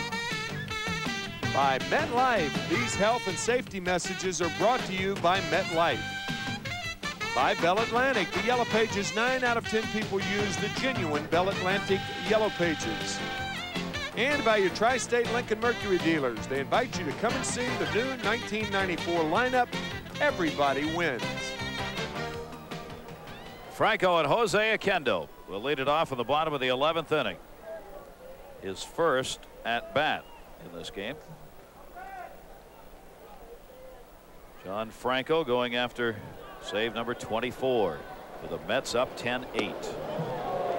Oquendo, 321 right-handed and 238 left this season. The switch hitter. Franco tied for second in saves with Beck. Doug Jones at 26 leads the National League in saves. 1-2 on Oquendo.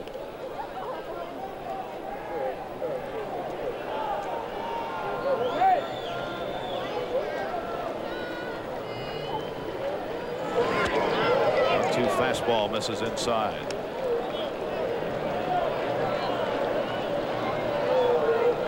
Franco this season, left-handers hitting .311, right-handers .205. Oquendo to short, Vizcaino. 1 down.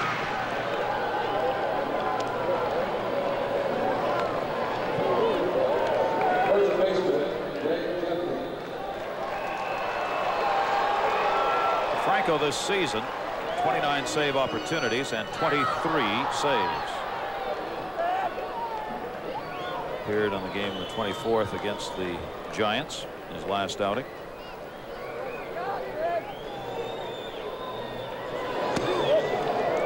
Greg Jeffries batting at .322. Jeffries has singled in 2 at-bats. RBI pinch hit single came in the 7th inning.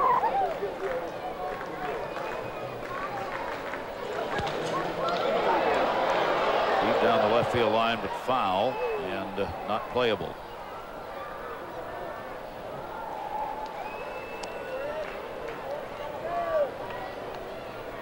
No question about this guy's ability to swing the bat. When he was with the Mets, pure hitter, always has been. Met fans know the stories about how he worked at it, including swinging bats in swimming pools. .290 major league average coming into this season. That one popped up shallow center. Thompson, you'll hear him hollering, I got it. And he does, and there are 2 down. 2 away in the bottom of the 11th. As Franco tries to put it away, he'll face Todd Zeile.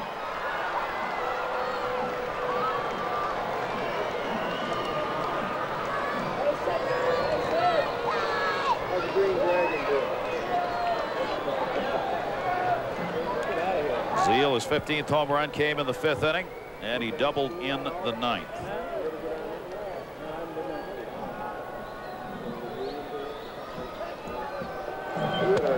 And the inside corner pitch taken for a strike.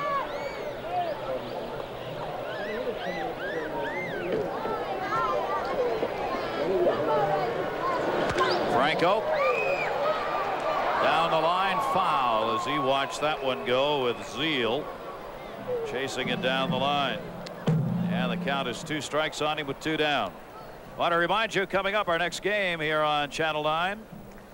That'll be Cummings appearing for the Pirates as the Mets will be in Pittsburgh for the weekend series, and we'll have the game on Saturday night. Note the start time 7 o'clock right here on WWOR TV. That's Saturday, our next game from Pittsburgh. This one not done yet. Zeile. 0-2 count on him. Franco, 2 down, bases empty in the 11th. And it's still not over. Down the line, Segui giving chase, cuts it off. He'll get it back in, and Zeile is on with his 3rd hit of the game. A single in the 11th inning.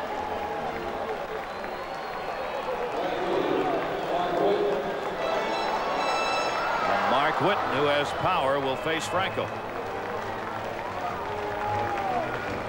Ronya, the first baseman, ought to play way behind Zeile. No sense whatsoever. You got to play way behind him, as though it's as though nobody's on. Off the plate, that is a fair ball. Not in time. Fernando Vina. Gravity not enough to help on that one. And there are 2 on with 2 down. Fernando did all he could. This ball wanted to go foul, and then it might have been an illusion, but it looked like it came back into fair territory. See, Vina's in foul territory. Now he kind of circles the ball. Didn't matter, a strong throw, but Whitten beats it. So the Cardinals in the bottom of the 11th inning, trailing by 2, have 2 on with 2 down. And Geronimo Pena coming to the plate. A triple in the 8th inning helped the Cardinals get back into this game. He led it off with the 3-bagger. He's 0 for 2 lifetime against Franco, who misses up high to him. Ball 1. Pena batting at .231. 2 for 5 in this game. Zeile at second. Mark Whitten at first. 10-8 Mets. Ball 2.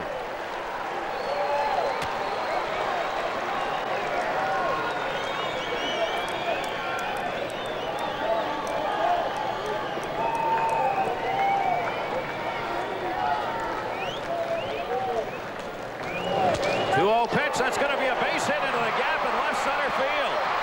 It will score Zeile. Whitten goes to 3rd. 10-9.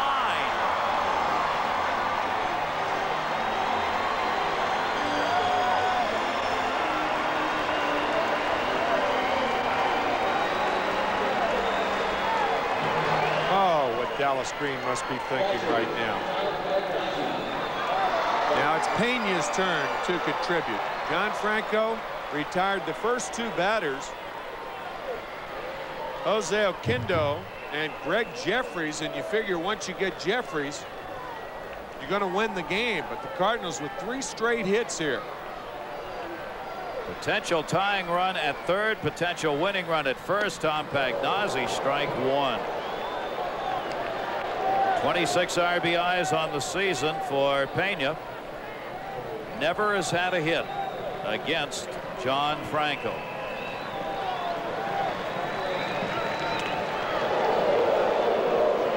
Pena back to first. Excuse me, Gary. Now you certainly hold Pena on, because if he steals second, he would represent the potential winning run. Pagnozzi 1 for 4, single in the fourth. Franco outside to him, 1 ball, 1 strike. Bottom of the 11th, the Cardinals came from a 3-run deficit, 8-5, to get the ball game tied up with a couple in the 8th. The Mets taking the lead on the 2-run homer by Bronya in the top of the 11th.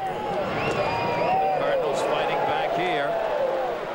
Have 1 run in, 2 down, and a 2-1 count, and a good stop by Todd Hundley with Mark Whitten down at third base.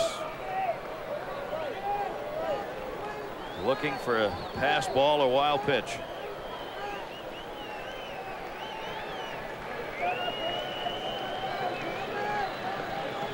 Pena off first. The 2-1.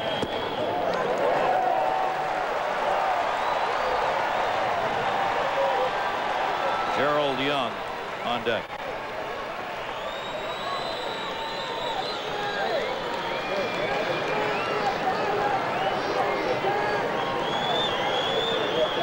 Three, 1, 2 down. Pena back.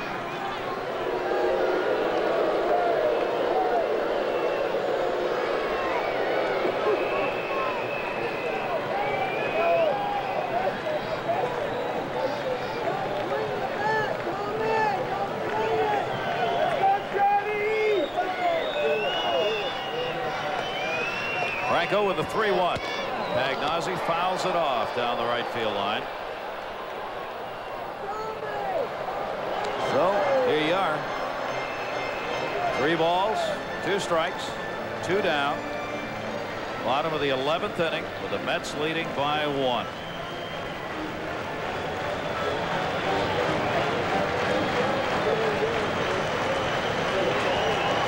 Whitten at third, Pena at first.